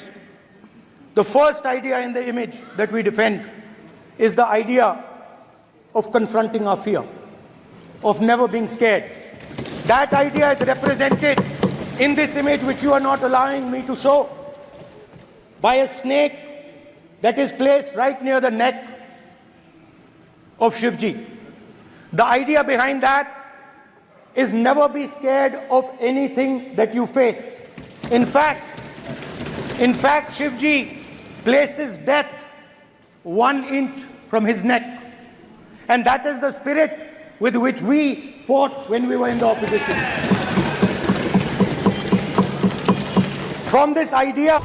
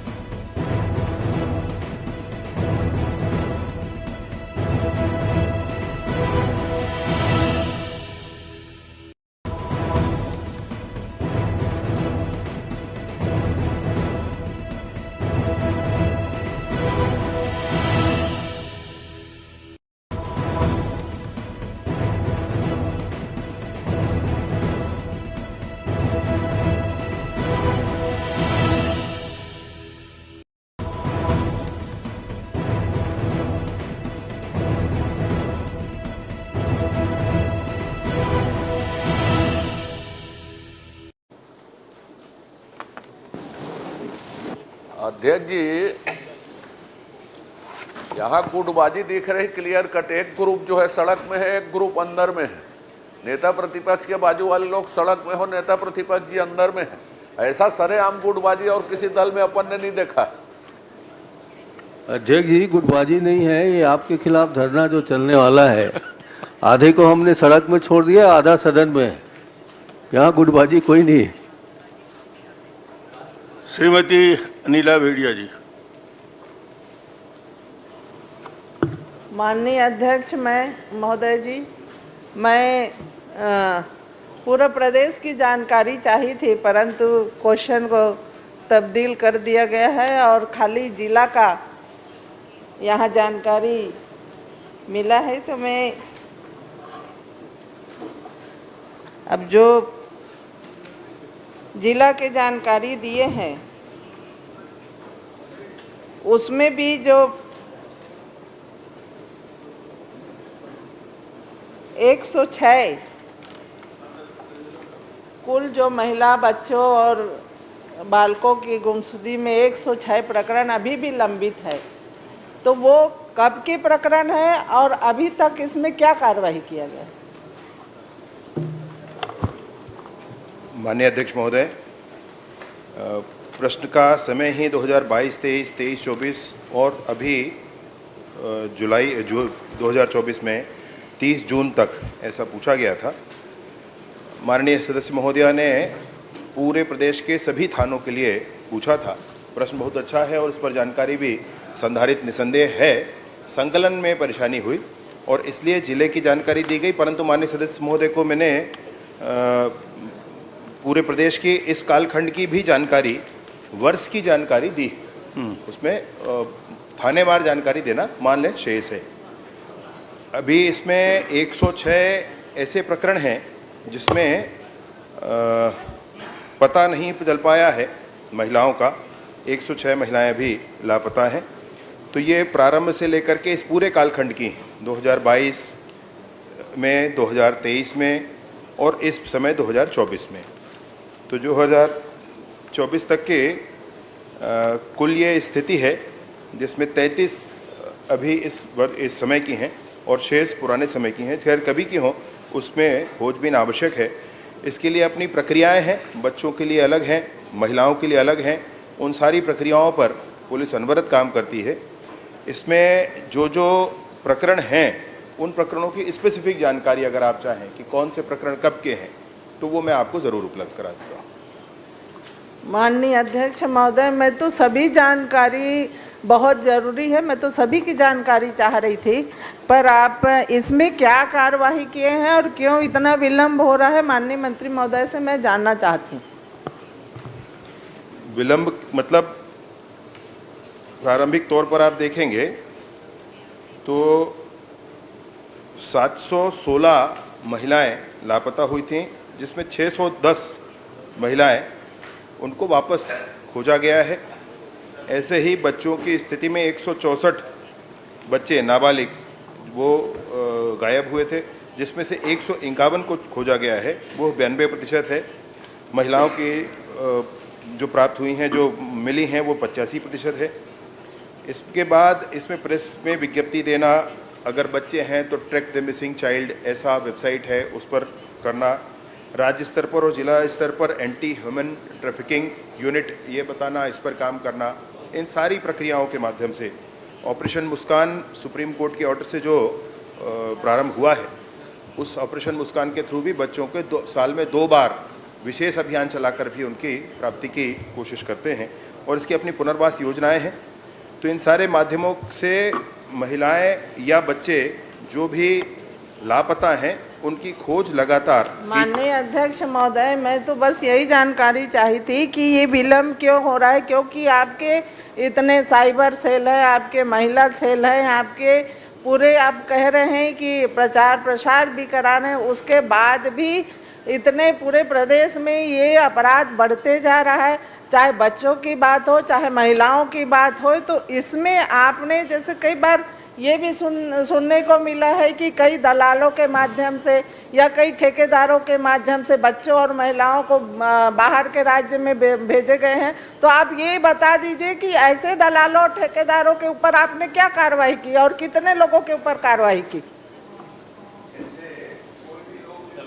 जिनके माध्यम से इस तरीके के ह्यूमन ट्रैफिकिंग का विषय आता है, उसके कार्यवाही की अपनी प्रक्रिया है, उसका एसओपी भी जारी है, उसके आधार पर कार्रवाई होती है। अभी आप मुझे संख्यात्मक कहेंगे कि अभी अपने कितनी कार्रवाई की, तो ये बताना पाना अभी तुरंत में मुश्किल है। मैं आपको ज़रूर इसकी जानकारी उपलब्ध कराऊंगा। नहीं सर, जब क्वेश्चन लगता है तो ऐसा आपके अधिकारी लोग को तैयारी करना चाहिए, और आप बोल रहे हैं यहाँ बताना अभी संभव नहीं है, तो कम से कम आप प्रदेश का नहीं बता पा रहे हैं तो जिला का ही बता देते कि ऐसा हमारे जिला में कोई सक्रिय है क्या, ऐसे दलाल या ठेकेदार जो बाहर के प्रदेशों में लेके लड़कों को, लड़कियों को, महिलाओं को इस तरह के कृत्य कर रहे हैं। इसके बारे में आप जानकारी दीजिए।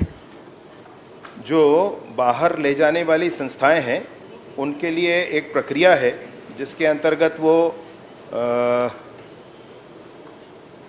एसडीएम के माध्यम से पंजीकृत संस्थाएं ही अपने कॉशन मनी जमा करके ही ले जाती हैं। अन्य जो भी लोग हैं अगर ऐसा करते हैं तो वो गुनहगार हैं, वो ऐसा नहीं कर सकते। इन प्रक्रियाओं में जो कार्यवाही हुई है उससे मैं निसंदेह आपको अवगत कराऊंगा। आखिरी प्रश्न करिए। माननीय अध्यक्ष महोदय, अभी तक ऐसा जिला में कोई कार्रवाई नहीं हो रहे हैं, आपके अधिकारी निष्क्रिय हैं और कानून व्यवस्था लचर होते जा रही है। इससे बहुत ध्यान देने की आवश्यकता है। माननीय अध्यक्ष महोदय, मैं मंत्री महोदय से यही चाहूँगी कि पूरे जिला में हो या प्रदेश में हो, इस तरह के दलाल और ठेकेदार सक्रिय हैं, उनके ऊपर कार्रवाई हो। ये मैं आपके माध्यम से माननीय मंत्री महोदय से कहना चाहूँगी। जी जी, माननीय अध्यक्ष महोदय, काफी गंभीर विषय है, चिंता कर लेंगे आप। जी माननीय रोहित जी, रोहित साहू। माननीय अध्यक्ष महोदय, मेरा प्रश्न पंचायत एवं ग्रामीण विकास का है। जो मनरेगा अंतर्गत कुछ 2022 में पंचायत एवं ग्रामीण विकास द्वारा मनरेगा संविदा भर्ती हुए 21 सहायक परियोजना अधिकारियों की सेवा समाप्त की गई थी, लेकिन कुछ ऐसी क्या आ गई जो सेवा भर्ती को कुछ दिन बाद सेवा समाप्ति के बाद फिर पुनः उसके इस नियम के तहत सेवा में उसको प्रदत्त किए गए हैं। मैं जानना चाहूंगा माननीय अध्यक्ष महोदय। माननीय अध्यक्ष महोदय, इस विषय पर पूर्व में भी उनको पूरी लिखित जानकारी माननीय सदस्य को दी गई है कि 2 जून 2022 को हड़तालरत कर्मचारी जिन्होंने नियमितीकरण की मांग को लेकर के तत्कालीन राज्य सरकार के विरुद्ध में हड़ताल किया था, उनको बर्खास्त किया गया था। चूँकि ये संविदा कर्मी थे और इनके स्थान पर जो नियमित सहायक परियोजना अधिकारी थे उनकी नियुक्ति उनको अतिरिक्त प्रभार दे दिया गया था। उसके पश्चात 15 जुलाई 2022 को तत्कालीन मुख्यमंत्री जी के आदेश से इस प्रत्याशा में कि कैबिनेट में इसको समर्थन मिल जाएगा, उनको 15 जुलाई 2022 को पुनः नियुक्ति दी गई। मतलब पुराना जो माननीय अध्यक्ष जी, निरस्तीकरण का सदस्य ने खाली पूछा है, ये बहुत भाषण देता है। इनको पुलिस कोई कंट्रोल में नहीं है। जब से ये पुलिस का प्रश्न नहीं है, मंत्री बना है, ये पुलिस वाला नहीं है। अरे भैया, पुलिस के ये पंचायत वाला है। जब से गृह मंत्री बना है गोवर्धन जिला में इतना घटना होता है और कई प्रदेश 5 साल जिले की हाल करके रखे। माननीय अध्यक्ष महोदय, कवासी जी की घटनाएं आपको पहले प्रश्न में हस्तक्षेप करना था, अभी दूसरा प्रश्न आ गया है, पुलिस से हट के पंचायत में आ गया है, इसलिए आप बाद में कभी हस्तक्षेप करना। चलिए, तो इसमें 15 जुलाई को माननीय तत्कालीन मुख्यमंत्री जी के माध्यम से आदेश जारी किया गया और 22 जुलाई को कैबिनेट में उस आदेश का अनुमोदन हुआ, जिसमें ये कहा गया था कि जो उनको निकालने के जो आदेश हैं उसको समाप्त किया जाता है। अतः उनकी पुनः नियुक्ति 15 जुलाई के बाद से हो गई थी और इसमें इनको पुनः अब हटाने की कोई बात नहीं है, क्योंकि ये कैबिनेट के माध्यम से इनकी उस आदेश को समाप्त किया गया था। आपको प्रश्न यही था क्यों रोहित जी? आपको प्रश्न था पुनः नियुक्ति दे दी गई है, ये जी मंत्री जी के जवाब है। और कुछ पूछना है? माननीय अध्यक्ष महोदय, इसमें माननीय तत्कालीन पंचायत मंत्री इसी कार्य को लेकर माननीय मुख्यमंत्री जी को, तत्कालीन मुख्यमंत्री को पत्र लिखा था और ये अपर सचिव के द्वारा एक आदेश भी हुआ है कि ऐसा कोई नियम का प्रावधान नहीं है। और इसमें माननीय तत्कालीन पंचायत मंत्री जी साफ शब्द में दिए हैं इसमें माननीय मुख्यमंत्री जी को कि उसी पद पर पुनः रखा जाना सर्वथा अनुचित है और भविष्य में और कोई भी घटना घट सकती है। कर्मचारी जो जनहित तथा राष्ट्र हित में विपरीत कार्य कर रहे थे उनकी पुनः नियुक्ति अनुचित है, लेकिन इन सबके बावजूद इनको पुनः पदस्थापना मेरे बगैर अनुमोदन के, तत्कालीन पंचायत मंत्री के बगैर अनुमोदन के कर दी गई है, जो मुझे अस्वीकार्य है बोले। और इस पद की नियुक्ति के बाद माननीय तत्कालीन मंत्री जी इस पद से इस्तीफा भी दिए हैं माननीय महोदय, और आयुक्त द्वारा, अपर सचिव द्वारा आदेश भी दिए हैं कि संविदा नियुक्ति की पुनः जो राष्ट्र हित में या देश हित में जो काम नहीं कर रहे उनको पुनः नियुक्ति किया जाना संभव नहीं है।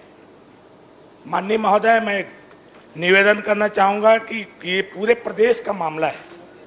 प्रदेश के पूरे मनरेगा विभाग जो जिले में सहायक परियोजना अधिकारी के रूप में बैठते हैं, जिसकी नियुक्ति में न तो कोई निविदा हुई है। आप प्रश्न करिए ना, क्या जानना चाहते हैं, प्रश्न करिए मंत्री जी। मैं माननीय महोदय इसमें पुनः इन सभी 21 जो सहायक परियोजना अधिकारी के ऊपर जांच करा के कार्रवाई है, उसको पद से नियुक्त जो हुआ है चलिए बता दीजिए, निरस्त किया जाए, यही मांग कर रहा हूं। आपका आ गया प्रश्न, बता देंगे। ये पुराने माननीय अध्यक्ष महोदय, पुराने पंचायत मंत्री जी और पुराने मुख्यमंत्री जी के संदर्भ में बात है और पुराने मुख्यमंत्री जी ने एक विशेष आदेश करके और नहीं भैया, ये आपका भी आदेश है जो इसको आपने किया है 15 जुलाई को और फिर 22 जुलाई को कैबिनेट ने, आपने प्रत्याशा में किया और फिर कैबिनेट ने इसका अनुमोदन भी कर दिया। तो दोनों ही बातें हैं जिसमें उसको उस समय 21 जो सहायक परियोजना अधिकारी थे उनको हटाने के उस आदेश को निरस्त कर दिया गया और इसके लिए उनको पुनः नियुक्ति दे दी गई है। उन लोगों ने उस समय हड़ताल किया था, चूंकि पूरी पुरानी जो सरकार थी उसने घोषणा की थी कि नियमितीकरण करेंगे, नियमितीकरण नहीं हो पा रहा था, इसलिए उनका हड़ताल था। और अब पुनः ऐसा किया जाना कि उनको फिर से उस नौकरी से हटा देना, ये अनुचित होगा, अतः इनकी नौकरी बरकरार रहेगी। चलिए, श्रीमती सविता मनोज मंडावी जी। सावित्री। माननीय अध्यक्ष महोदय, मेरा प्रश्न था पुलिस विभाग में जो नक्सल प्रभावित क्षेत्र में पदस्थ जितने भी कर्मचारी हैं इनकी पदस्थापना के संबंध में था। तो मंत्री जी का जवाब आया है कि इनकी पदस्थापना जो है कम से कम 3 वर्ष या 54 वर्ष से वायु तक पहले पूर्ण हो। चूँकि अध्यक्ष महोदय, ये हमारा बस्तर संभाग जो कि नक्सल प्रभावित क्षेत्र है, जिसमें पुलिस विभाग अंतर्गत जो है आरक्षक संवर्ग और अधिकारी संवर्ग के तक पदस्थ जितने भी कर्मचारी और अधिकारी जो कि विगत 10 वर्ष हो गए हैं या उससे अधिक भी समय हो गया है पदस्थापना में, इनकी पदस्थापना जो है मैदानी इलाके में कब तक होगी? और जिससे ये क्या है, लंबे समय से पदस्थ अधिकारी जो है कर्मचारी मानसिक अवसाद के कारण जो है ग्रसित होकर आत्मघाती कदम उठा लेते हैं, जिनसे उनका परिवार बिखर जाता है। तो मैदानी इलाके में जो है पदस्थापना होने से उनकी पारिवारिक परेशानी जो है दूर होगी। तो कृपया शासन के जो मापदंड के अनुरूप जो है उनका स्थानांतरण नीति का परिपालन कब तक होगा, समय अवधि थोड़ा सा बताएंगे गृह मंत्री?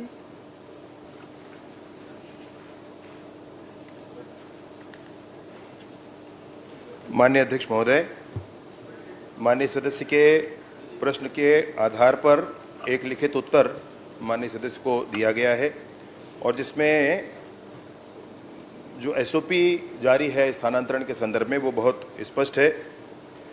उसमें उप निरीक्षक स्तर के अधिकारियों कर्मचारियों के स्थानांतरण के लिए जब उनकी पदोन्नति होती है या प्रथम नियुक्ति होती है तो 3 वर्ष या 54 साल की उम्र, इस दोनों में से जो लागू हुआ उस आधार पर उनको वहाँ नियुक्ति दी जाती है। ऐसे ही निरीक्षक के स्थानांतरण के लिए पदोन्नति के समय 3 वर्ष या 54 वर्ष की आयु, इसके आधार पर उनका स्थानांतरण वहाँ किया जाता है, नक्सली क्षेत्रों में रखा जाता है। 3 वर्ष तक अगर वो पूरा हो गया है तो उनको बाहर आने की अनुमति भी होती है। सूबेदार के पद पर भी या रक्षित निरीक्षक के पद पर भी पदस्थापना सामान्यतः 3 वर्ष के लिए वहाँ पर किया जाता है, या 54 साल, ये जो भी समय पहले होता है उसके आधार पर उनका स्थानांतरण हो सकता है।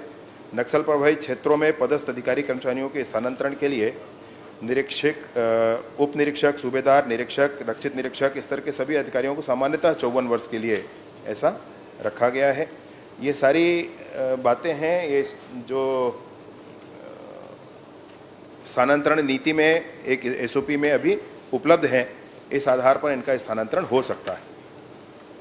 अध्यक्ष महोदय, देखने में आता है कि पहुंच के कारण कई लोग 2-3 साल में ट्रांसफर करा लेते हैं और जो वहाँ डटे हैं नक्सल प्रभावित क्षेत्र में 10 साल से अधिक हो गया है, उन लोगों का स्थानांतरण नहीं हो पाया। तो ऐसा कुछ क्राइटेरिया बनना चाहिए ताकि वो मैदानी इलाके में आ सके। और मेरा दूसरा क्वेश्चन था माननीय गृह मंत्री जी से कि ये जो कर्मचारी जो आवास की व्यवस्था जो है बताने कृपा करेंगे, आवास जो है कब तक पूर्ण होंगे और नवीन आवास की स्वीकृति जो है कब तक होगी, समय अवधि बताएंगे। माननीय अध्यक्ष महोदय, मैंने इस बात में बड़ी स्पष्टता के साथ विषय रखा है कि प्रावधान स्थानांतरण के क्या हैं और उसके आधार पर लोग आवेदन कर सकते हैं। वर्तमान में भी जिन्होंने आवेदन किया है ऐसे 694 लोग हैं और जिन लोगों को पात्र पाया गया है इन प्रावधानों के अंतर्गत वो 305 लोग हैं। इनके स्थानांतरण की प्रक्रिया कालांतर में की जाएगी। दूसरा जो मसला है आवास का, तो आवास की स्थिति तो मैंने चिंताजनक है माननीय अध्यक्ष महोदय, और ये जो चिंताजनक है मैं आपसे कहना चाहता हूँ कि 66,000 लगभग बल है, उसके विरुद्ध 18,000 ही आवास उपलब्ध हैं। ये स्थिति पूरे प्रदेश की है। निसंदेह इसमें बहुत काम करने की आवश्यकता है। एक अभी 24-25 के बजट में 962 और आवास बनाने का प्रावधान हुआ है, परंतु इसमें इसको और अधिक गति देने की आवश्यकता है। विगत 5 वर्षों में भी इस दिशा में अधिक कुछ नहीं किया गया, इसलिए आवास की स्थिति अब तक बनी हुई है। विगत 5 वर्षों में लगभग 2000 ही आवास इसमें निर्मित किए गए और इसलिए इसमें और अधिक काम करने की आवश्यकता है। माननीय मैं अध्यक्ष महोदय ये जानना चाहती हूँ कि कई लोग नक्सल इलाके में काम करने के बाद दोबारा उनको भेजा जाता है, इसमें कुछ क्राइटेरिया नियम बनना चाहिए ताकि उनको भी मौका मौका मिले। और इनका मूल विषय ये है कि 10-15 साल हो जाता है, क्या उनको बदलते हैं, यही इनकी चिंता है। माननीय अध्यक्ष महोदय, नीति हो तो बताइए। जी माननीय अध्यक्ष महोदय, माननीय विष्णुदेव साय जी के नेतृत्व में, उनके मार्गदर्शन में एक अच्छी कार्य योजना इस पर और बन रही है। वो शीघ्र आपके यहाँ सामने आएगी, जिसमें जो योग्य हो जाएंगे वो ऑनलाइन आवेदन कर पाएंगे। किसी नेता या किसी अधिकारी के दरवाजे जाकर खड़े होने की आवश्यकता नहीं होगी और उनका स्थानांतरण आदेश उनके घर पहुंच जाएगा। ये व्यवस्था की जा रही है। चलिए महोदय, जैसे माननीय सदस्य जी ने पूछा, माननीय मंत्री जी ने उत्तर दिया कि 3 वर्ष क्राइटेरिया बताया गया है, लेकिन मैं बीजापुर जिले की बात कर रहा हूँ। वहाँ 20-20 साल 22-22 साल से वहाँ पे पुलिस के जवान पदस्थ हैं, आज तक उनका स्थानांतरण नहीं हुआ है। और जो अब बहुत ज़्यादा उसमें रहते हैं, बेचारे टेंशन में रहते हैं, कम से कम जो वो ऐसे क्षेत्रों में थोड़ा ज़्यादा प्राथमिकता के साथ में उन जवानों को समय पे कैसे बाहर निकाला जाए, कार्य योजना पर थोड़ा विशेष ध्यान देने की जरूरत है। नहीं, मंत्री जी बताया ना, नीति बना रहे हैं, उसका क्रियान्वयन करेंगे। माननीय अध्यक्ष महोदय, जो 10-10, 20-20 साल अपन कहते हैं उसमें कुछ एक ध्यान देने की आवश्यकता है। जैसे आरक्षक हैं तो वो 10 साल तो रहेंगे ही, क्योंकि आरक्षक तो जिले का बल होता है और जिला बल है तो उनको जिला में रहना है। एक जिले में अपना नौकरी लगाकर दूसरे जिले में स्थानांतरण ये नहीं होना चाहिए और होता भी नहीं है, कानून भी नहीं है। तो 10 साल तो उनका कानूनी है, उनको 10 साल वहाँ रहना ही है, उसके बाद उनके स्थानांतरण की स्थिति बनती है। और दूसरा ये है कि जिनका इतना समय हो गया उनको तुरंत स्थानांतरित कर दिया जाए, ऐसी कोई बात है नहीं। जिनकी इच्छा है वहाँ और रह सकते हैं, वहाँ पर एक्स्ट्रा बेनिफिट्स हैं उनके, तो वो रह सकते हैं वहाँ पर। सुदूर सघन नक्सल क्षेत्रों में है तो 50% अधिक उनको अपने मूल राशि का मिलता है, तो रहना चाहते हैं कुछ लोग। फिर भी जिन्होंने आवश्यकता समझी है, ऐसे 694 लोगों ने आवेदन किया है, उसमें से 305 पात्र हैं, इस पर कार्यवाही की जाएगी। भैयालाल रजवाड़े जी।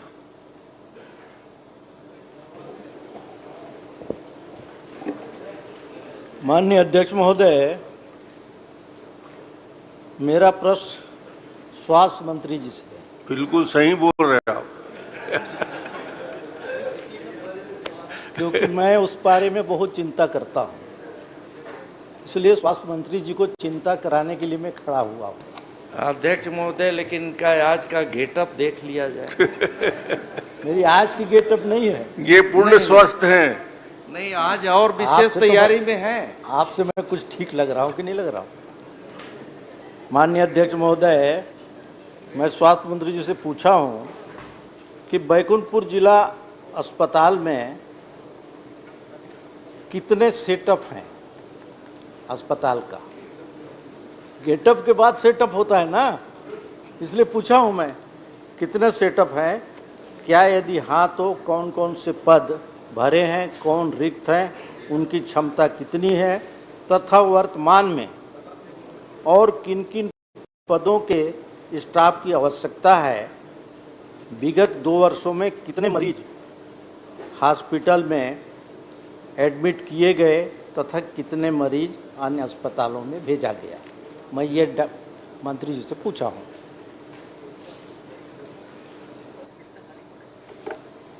माननीय अध्यक्ष महोदय, आज मेरे लिए विशेष पल है और बड़े भावुक पल हैं कि जिन्होंने मुझे एक अभिभावक की तरह एक पंचायत से लेकर यहाँ पहुँचाया और एक से व्यक्ति मेरे से प्रश्न पूछ रहे हैं, तो मैं अपने आप को बड़ा गौरवान्वित महसूस कर रहा हूँ। इसलिए ठीक जवाब देना। और उन्होंने ऐसा प्रश्न भी पूछा है जो लोकहित और जनहित में है। तो माननीय अध्यक्ष महोदय, मैं बताना चाहूँगा कि बैकुंठपुर जिला अस्पताल में सिविल सर्जन से लेकर विभिन्न स्टाफों के 188 पद स्वीकृत हैं। उनके विरुद्ध में 111 लोग कार्यरत हैं, 77 पद रिक्त हैं। उसमें माननीय मुख्यमंत्री जवाब आ जाए ना। सेटअप पूछ रहे हैं, सेटअप कितना? नहीं, जवाब आ जाए फिर आप प्रश्न कर लेंगे।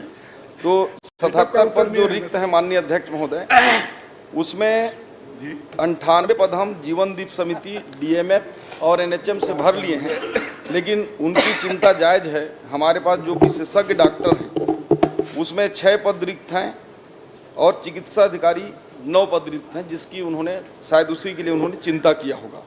साथ ही साथ जो मरीजों की भर्ती और रेफर की उन्होंने बातचीत पूछी है, तो 2022-23 में 19,821 मरीज भर्ती हुए जिला अस्पताल बैकुंठपुर में, उसमें से 1410 को रिफ़र किया गया और 22-23 में 20,103, उसमें 1941 रिफ़र किया गया और अभी इस वित्तीय वर्ष में 5318 अप्रैल से लेकर जून तक में 5318 मरीज वहाँ पर आए, भर्ती हुए। उसमें 481 हम लोगों ने रिफ़र किया। औसतन 9 से 10% रिफ़र करना पड़ रहा है माननीय अध्यक्ष। चलिए ठीक। माननीय अध्यक्ष महोदय, मंत्री जी बोले कि 188 नहीं, 187 पद वहाँ का स्वीकृत है, 111 कार्यरत है और 76 रिक्त है। दूसरा है सिविल सर्जन 1 है, लेकिन वहाँ खाली है। तीसरा चिकित्सक प्रथम श्रेणी का 13 है, उसमें 7 भरा है और बाकी खाली है। चिकित्सक अधिकारी 25 हैं, जिसमें 16 भरा है, 9 खाली है। ये सब जो खाली हैं, इसी के चलते रेफर हो रहा है। तो सब डॉक्टर अगर रहते तो रेफर नहीं होता। आए दिन वहाँ जो रेफर हो रहा है, ये रेफर कब तक खत्म होगा, मैं आपसे जानना चाहता हूँ। माननीय अध्यक्ष महोदय, प्रदेश में विशेषज्ञ डॉक्टरों की कमी है और बैकुंठपुर जिला अस्पताल से मैं भी वाकिफ़ हूँ, क्योंकि मेरे भी जिला में अभी तक जिला अस्पताल संचालित नहीं है। दोनों जिले का संयुक्त रूप से संचालित है। सिविल सर्जन आपको मैं 15 दिन के अंदर उपलब्ध करा दूंगा रेगुलर। साथ ही जो विशेषज्ञ चिकित्सक हैं, इनको भी 100% तो नहीं, लेकिन 6 में जो 2-3 बहुत ज़रूरी हैं, इनको 15 दिन के अंदर मुहैया करा देंगे।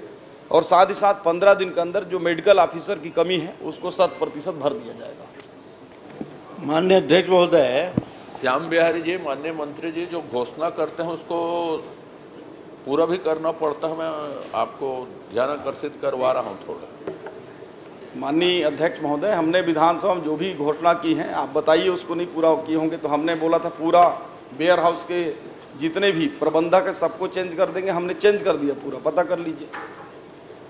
चलिए माननीय मंत्री जी, आपने सब बता दिया, सेटअप बता दिया और जो कमी है उसको ही बता दिया। लेकिन मैं आपसे निवेदन करना चाहता हूँ माननीय अध्यक्ष महोदय कि ये प्रथा जो चल रहा है वहाँ पर, जो डॉक्टर अपने घरों में मेडिकल दुकान लगा के रखे हैं, घरों में, ये कब तक समाप्त होगा? घर का दुकानदारी कब तक चलता रहेगा? इसीलिए आज जो है हॉस्पिटल में समय पे नहीं आते हैं, सेकेंड टाइम में तो आता ही नहीं कोई डॉक्टर, इसलिए आज वहाँ पे परेशानी हो रहा है।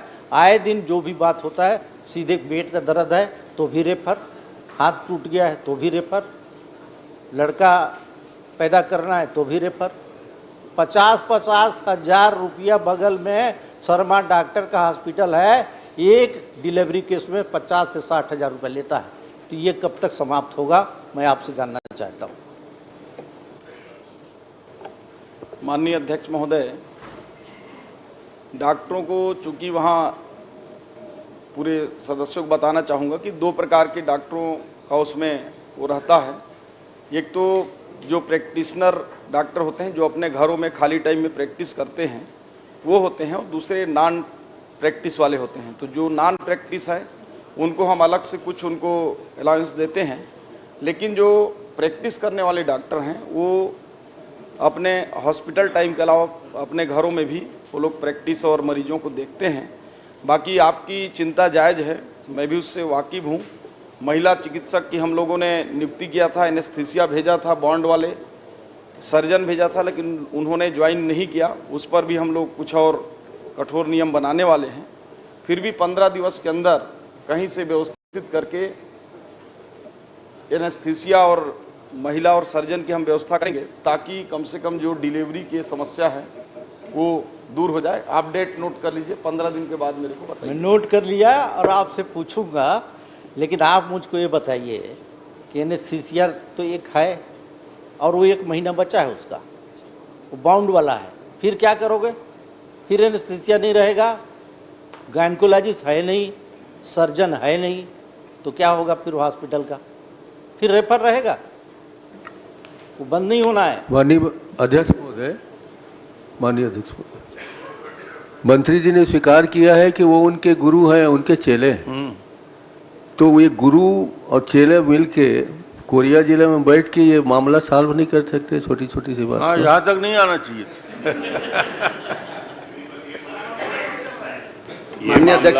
ये मामला पूरे प्रदेश में ही ऐसी स्थिति है। बॉन्ड की बात आप कर रहे हैं मंत्री जी, टीएस सिंहदेव साहब यहाँ थे, मैं वहाँ से बैठ के पूछा था कि बॉन्ड भरवा देते हैं, बड़े बड़े लोगों के बच्चे डॉक्टर बन जाते हैं सरकारी खर्चे में, वो पैसा पटा देते हैं। तो ये बॉन्ड वांड से तो कुछ हल होगा नहीं। आप उसका कोई बढ़िया निर्णय कराइए, कड़ा निर्णय कैसे होगा, क्योंकि माननीय अध्यक्ष जरूरत है और बॉन्ड से कोई हल होगा। बॉन्ड तो आप लाइए 10 लाख मेरे विधानसभा के अंतर्गत चला जाएगा। माननीय अध्यक्ष महोदय, मेरे विधानसभा के अंतर्गत मैनपुर और अमलीपदर सामुदायिक केंद्र और प्राथमिक स्वास्थ्य केंद्र है। दोनों में लोग बाग जाते हैं इलाज कराने, तो बोलते हैं कि रिफर सेंटर है। और अभी अभी मलेरिया से 2 बच्चे की मौत हो गई, उसको रिफर किया गया गरियाबंद। मैनपुर के आगे उसका अधीनस्थ प्राथमिक स्वास्थ्य केंद्र अमलीपदर है, वहाँ 2 बच्चे सगा भाई और बहन की सांप काटने से मौत हो गई। उसको ले गए तो वहाँ भी डॉक्टर नहीं, तो उसको भी रिफर कर दिया गया देवभोग। मैं चाहूँगा कि ऐसे रिफर सेंटर में डॉक्टर की नियुक्ति अति शीघ्र करेंगे माननीय मंत्री जी। चलिए, आपने बता दिया मंत्री जी। माननीय अध्यक्ष महोदय, अभी 2-3 प्रकार के तीनों का प्रश्न आए हैं। माननीय भैयालाल जी को मैं कहना चाहूँगा कि ऐसी स्थिति निर्मित ना हो, इसके लिए हम दोनों बैठकर चिंता करेंगे। दूसरा, आदरणीय धर्मजीत सिंह जी ने जो डॉक्टरों के लिए कहा, तो मैं बताना चाहूँगा सदन को कि 1079 डॉक्टरों की हम विशेषज्ञ से लेकर जो मेडिकल ऑफिसर और विभिन्न विभागों के जो डॉक्टर हैं उनकी भर्ती प्रक्रिया प्रारंभ कर दिए हैं। साथ ही 8084 स्टाफ नर्स से लेकर भृत्य तक के उनकी नियुक्ति कर रहे हैं। 232 प्रोफेसर, असिस्टेंट प्रोफेसर और एसोसिएट प्रोफेसर डॉक्टर को भर्ती के लिए हमने पीएससी को भेज दिया है माननीय अध्यक्ष महोदय। इस प्रकार 10,000 के आसपास स्टाफ से लेकर डॉक्टर की भर्ती प्रक्रिया हम इस साल करने की तैयारी में हैं। साथ ही उन्होंने अमली बदर की जो बातचीत कही गरियाबंद जिले का, मैं खुद ही सुपेबेड़ा क्षेत्र में गया था माननीय अध्यक्ष महोदय और अपने साथ 7 डॉक्टर लेकर गया था, 2 डॉक्टर स्पेशलिस्ट और 5 मेडिकल ऑफिसर। साथ ही साथ उस क्षेत्र में किडनी से संबंधित भी एम्स से बातचीत करके वहाँ हर सप्ताह 2 दिन वहाँ एम्स के नेफ्रोलॉजिस्ट वहाँ बैठ रहे हैं अध्यक्ष महोदय। चूँकि मैं स्वीकार करता हूँ कि स्वास्थ्य विभाग में डॉक्टरों की जो विशेषज्ञ हैं उनकी नितांत कमी है और इसके लिए मैं सभी सदस्य से भी आह्वान करता हूं कि आपको कहीं भी कोई डॉक्टर अगर तैयार होता है तो आप बताइए, हम 24 घंटे के अंदर उनकी संविदा में या फिर अन्य एनएचएम से कहीं से तत्काल हम नियुक्ति करेंगे, डीएमएफ से करेंगे, वो मेरी जवाबदारी है। आप सभी से भी मेरा विशेष गजेंद्र यादव जी। विधान अध्यक्ष जी जे विधानसभा के अध्यक्ष डॉक्टर साहब हो, सब पे कमी हो जाए लेकिन डॉक्टर की कमी झन हो।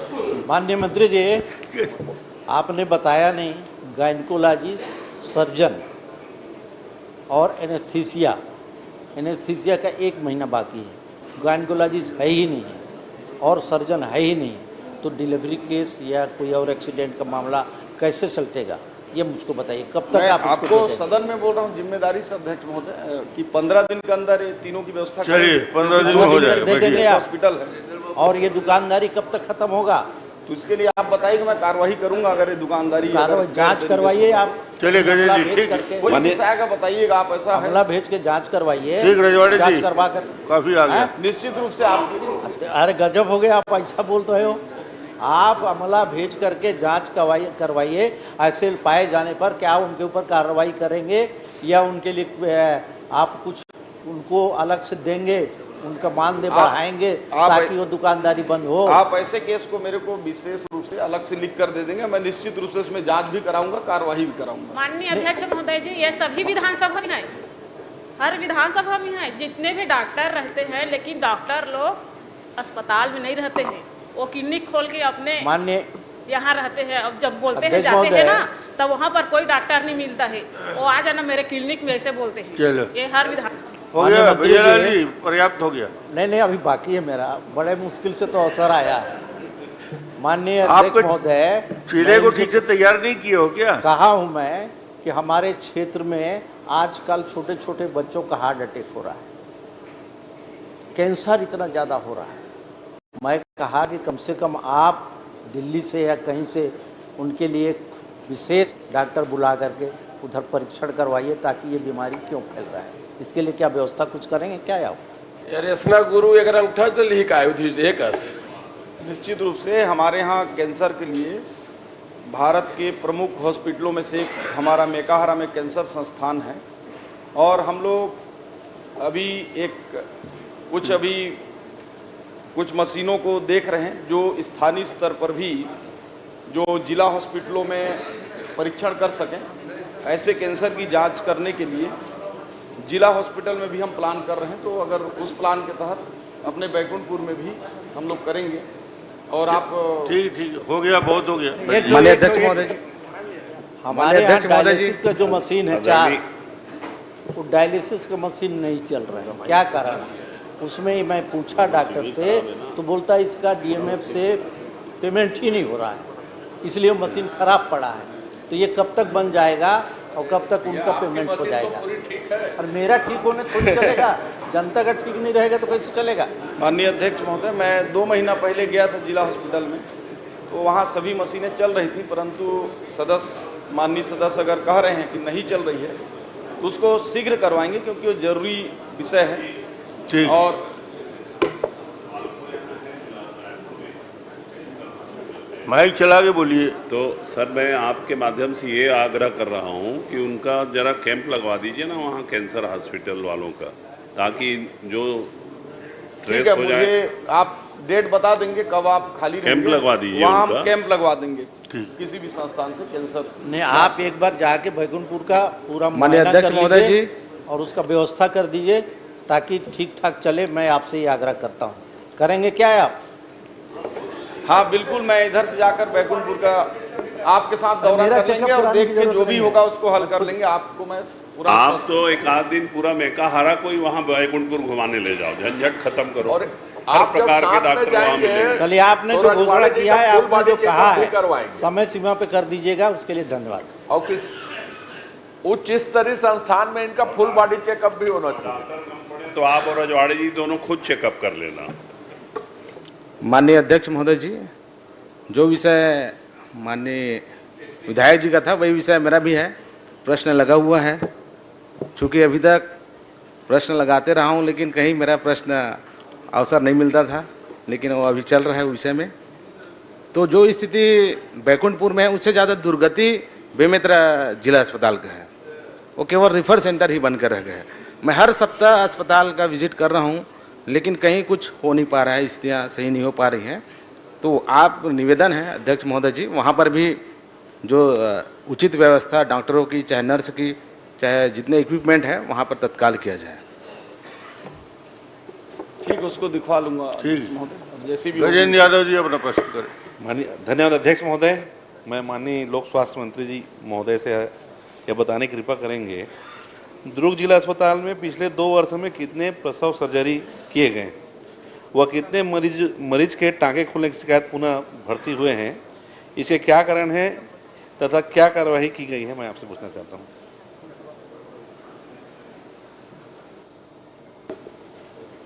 माननीय अध्यक्ष महोदय, दुर्ग जिला अस्पताल में पिछले 2 वर्ष में 6214 सर्जरी किए गए हैं प्रसव हेतु, और जिसमें 16 मरीजों के टाँके खुलने की शिकायत प्राप्त हुई है और जिन्हें पुनः जो है टाँका लगाकर और दवाइयाँ देकर उसको पूर्ण रूप से ठीक कर दिया गया। माननीय अध्यक्ष महोदय, मैं माननीय मंत्री जी से जानना चाहता हूँ, डिस्चार्ज करने के 2-3 दिन के अंदर ही कितने मरीज वापस फिर से उनके टाँके खुलने के कारण भर्ती किए गए, बता पाएंगे क्या?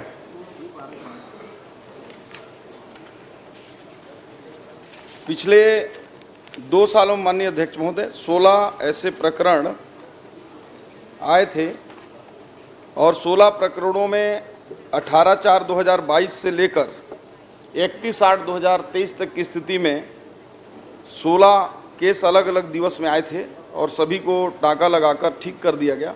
पिछले 6 महीने से किसी प्रकार की टाँका खुलने की शिकायत नहीं प्राप्त हुई। नहीं माननीय अध्यक्ष महोदय, माननीय मंत्री जी, अभी मेरी जानकारी में मैं खुद 15 दिन पहले एक पेशेंट की शिकायत आया कि ब्लड हो निकल रहा है, टाँका खुल गया है। 15 दिन पहले ही मैं उसको वापस वहाँ एडमिट कराया, इसलिए मैं पूछ रहा हूँ, आपको जो जानकारी विभाग के द्वारा दी गई है पता नहीं कैसे आप जानकारी दे रहे हैं। माननीय अध्यक्ष महोदय, मैं बताना चाहता हूँ, लगातार हमारे जिला अस्पताल में, चूँकि संभाग का बड़ा अस्पताल है और बहुत बड़ी संख्या में प्रसव करने महिलाएं आती हैं, ये लगातार ये देखा जाता है कि वहाँ पे टाँके खुलने की शिकायत 2-3 दिन के अंदर फिर से उनको वापस एडमिट किया जाता है और बार बार ब्लड निकलता है, टाँके से ब्लड निकलने की जो कमी है, क्या ये जो लापरवाही हो रहा है उसको अपन सुधारने की कोशिश करेंगे क्या?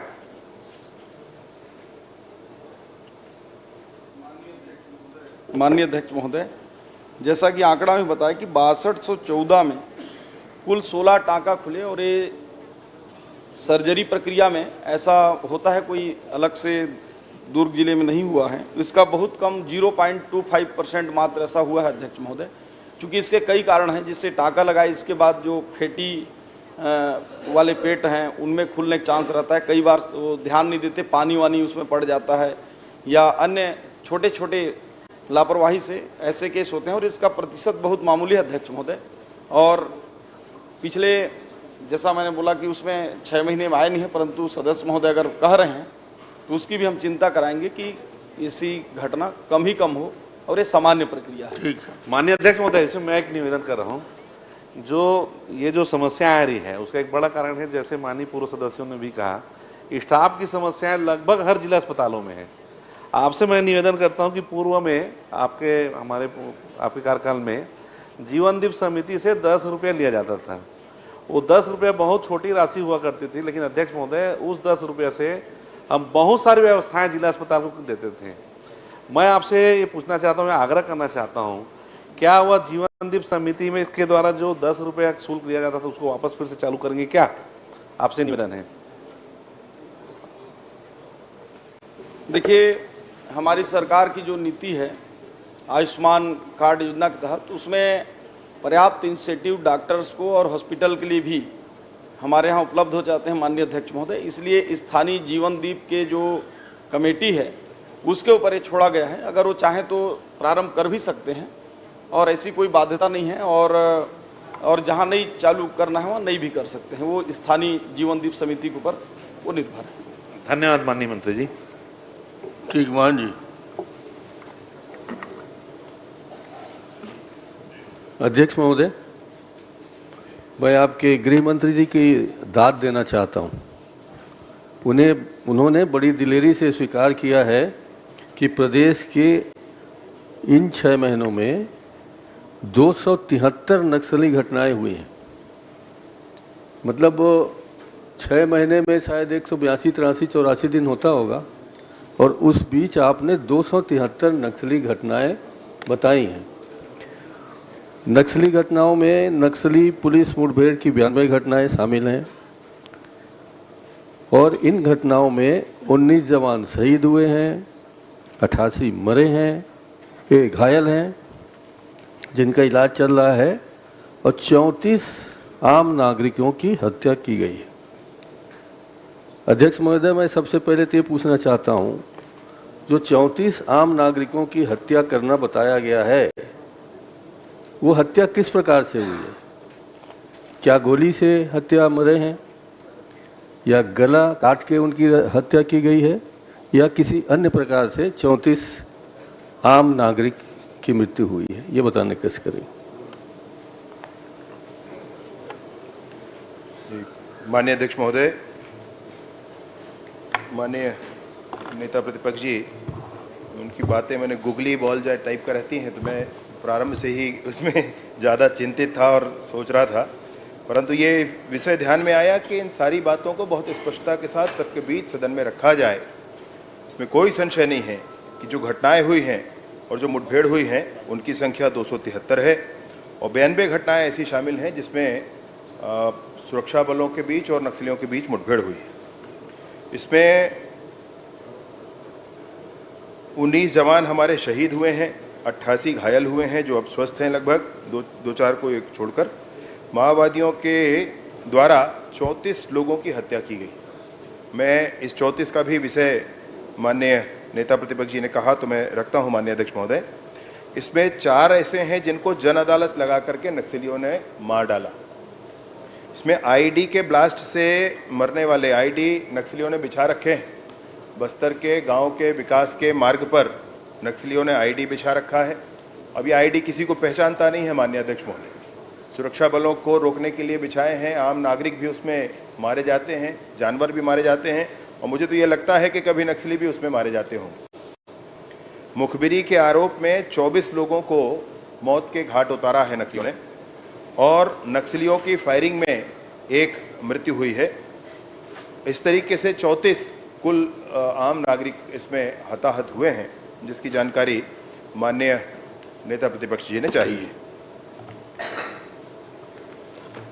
माननीय अध्यक्ष महोदय, मारे गए 137 नक्सलियों तथा गिरफ्तार किए गए 401 नक्सलियों में से कितने नक्सली इनामी नक्सली थे, कितने बाहरी थे, और कितने छत्तीसगढ़ के थे? Pointed question. माननीय अध्यक्ष महोदय, इसकी पूरी जानकारी है, पदभार संख्या है, SZCM है जो स्टेट जोनल कमेटी मेंबर हैं, ऐसे 2 लोग हैं जिनके ऊपर 25 लाख का इनाम था। डिविजनल कमेटी मेंबर हैं, ऐसे 6 लोग हैं जिन पर 8 लाख का इनाम था। कंपनी सदस्य हैं, ऐसे 13 लोग हैं जिन पर 8 लाख का इनाम था। कंपनी डिप्टी कमांडर हैं, 1 है जिस पर 8 लाख का इनाम था। कंपनी स्नाइपर कमांडर है जिस पर 8 लाख का इनाम था, 1 है इसकी संख्या। स्मॉल एक्शन टीम कमांडर 1 है जिस पर 8 लाख का इनाम था। एरिया कमेटी सदस्य 22 हैं जिन पर 5-5 लाख के इनाम थे। LGS कमांडर है 1 जिस पर 5 लाख का इनाम था। प्लाटून सेक्शन कमांडर को कहते हैं जो 1 है, उन पर 3 लाख का इनाम था। सब जोनल एंटी सदस्य 1 है जिस पर 3 लाख का इनाम था। PPCM 13 हैं जिन पर 2 लाख का इनाम था। प्लाटून सदस्य 4 हैं जिन पर 2 लाख का इनाम था। कंपनी PM 5 हैं, प्रत्येक पर 2 लाख का इनाम था। LGS सदस्य 2 हैं जिन पर 1 लाख का इनाम था। ऐसी है कैटेगरी और है LOS करके, उन पर 3 हैं, उन पर 1 लाख का इनाम था। मिलिशिया कमांडर 8 हैं जिन पर 1 लाख का इनाम था। DSKM अध्यक्ष हैं जिन पर 1 लाख का इनाम था। CNM 1 है जिन पर 1 लाख का इनाम था और अन्य हैं जो 51 लोग हैं। इस तरीके से कुल 137 हैं जिन पर इनाम है और उनको वो इस पूरे अभियान के दौरान मारे गए। मैंने पूछा था इसमें बाहरी कितने थे और छत्तीसगढ़ के कितने थे? माननीय अध्यक्ष महोदय, बाहर और छत्तीसगढ़ के हिसाब से इसमें कैटेगराइजेशन नहीं है। मैं ये कैटेगराइजेशन करके और माननीय नेता प्रतिपक्ष जी को इसका जवाब दे दूंगा। चलिए, आपने अपने उत्तर में देखा होगा कि जितने भी हथियार जब्त हुए हैं उसमें भरमार बंदूक की संख्या भरमार है यानी ज़्यादा है। गिन के आप बता सकते हैं, लिखा होगा, जैसा कि आप गूगली को अच्छी खेलते हैं। मैं ये चाहता हूँ, आपने कभी भरमार बंदूक चलते हैं कि नहीं चलते या सिर्फ दिखावे के हैं, इसकी जांच कहीं कराई है?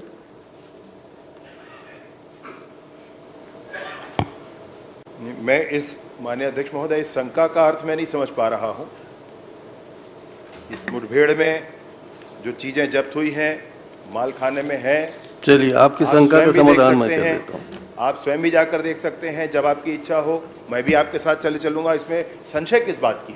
नहीं, संशय इस बात की है कि हर नक्सली के सामने, चाहे वो नक्सली हो चाहे गांव वाला मरता हो, भरमार बंदूक उससे जब्त होता है। अब तक कितने भरमार बंदूक जब्त हुए? क्या उसी भरमार बंदूक को ले जाके नक्सली को जब्त करते हैं? क्या वो भरमार बंदूक चलने लायक है? भरमार बंदूक 1947 के पहले कितने चलते थे, अभी कितने चलते हैं? क्या आपने आज की तारीख में एक भी भरमार बंदूक से फायरिंग करते हुए देखा है? मेरी शंका यह है कि नक्सली बताने के लिए पुलिस, आप नहीं, पुलिस वाले भरमार बंदूक को लेके जाते हैं, उसके बाडी के साथ भरमार बंदूक रख देते हैं, भरमार बंदूक जब्त हो जाता है, वो नक्सली हो जाता है। इसी तरीके से बहुत सारे आम लोगों को आपने नक्सली बनाया है। अगर इसकी जानकारी है तो है कहिए, नहीं है तो एक बार चेक कराइए क्या भरमार बंदूक चलने लायक है।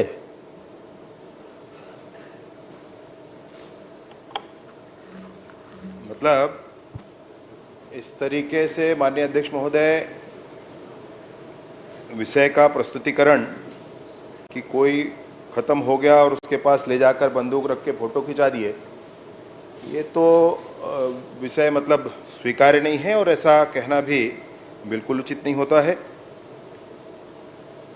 वैसे ये जानकारी एक और आई है, मैं आपके सामने रख देता हूँ। अभी तक सिर्फ भरमार बंदूक का ही मामला नहीं है।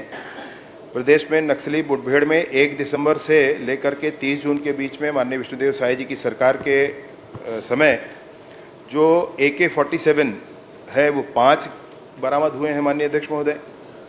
LSR LMG 1 बरामद हुआ है, इंसास LMG 1 बरामद हुआ है, राइफल 2 बरामद हुए हैं, इंसास राइफल 4 बरामद हुआ है, BGL राइफल 4 बरामद हुआ है, BGL लांचर बड़ा 3 बरामद हुआ है, BGL लांचर छोटा 6 बरामद हुआ है। बहुत सारे हैं माननीय अध्यक्ष। वो तो आपने अपने उत्तर में दे दिया है।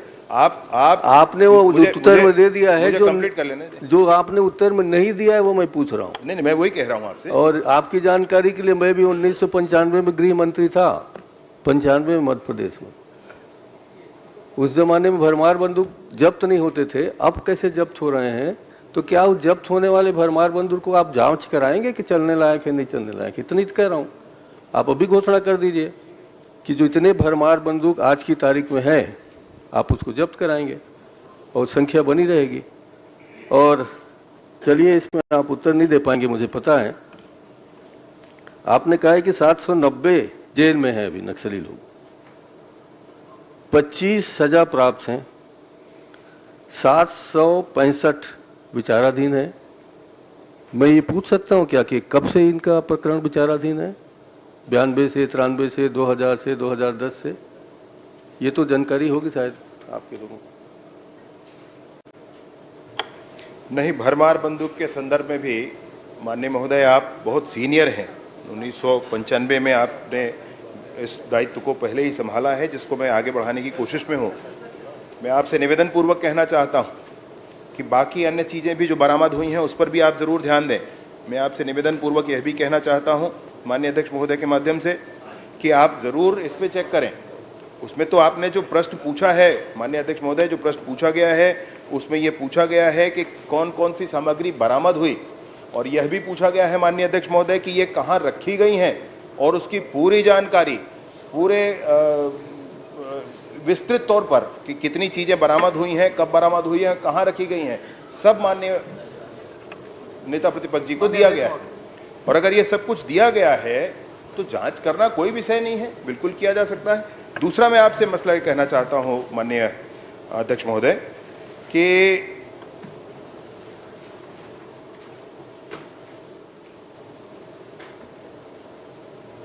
जितनी भी घटनाएं हुई जिसमें लोग मारे गए उनके खिलाफ कोई एफआईआर है, उनके खिलाफ कोई प्रकरण है, ऐसा कोई नहीं है। जो नक्सली हमने डिक्लेयर किया है, विभाग ने डिक्लेयर किया है और वो नक्सली ना हो, ऐसी बात नहीं है। इसलिए भरमार बंदूक का मिलना नहीं मिलना इस शंका का विषय नहीं हो सकता है। जो काम जो चीज़ें मिली हैं उनका उल्लेख है और कहाँ रखा है, इस बात की पूरी जानकारी इसमें दी गई। माननीय अध्यक्ष महोदय, जस्ट मिनट प्लीज। मैंने पूछा है 790 जेल में है, 25 को सजा प्राप्त हो गई है, 765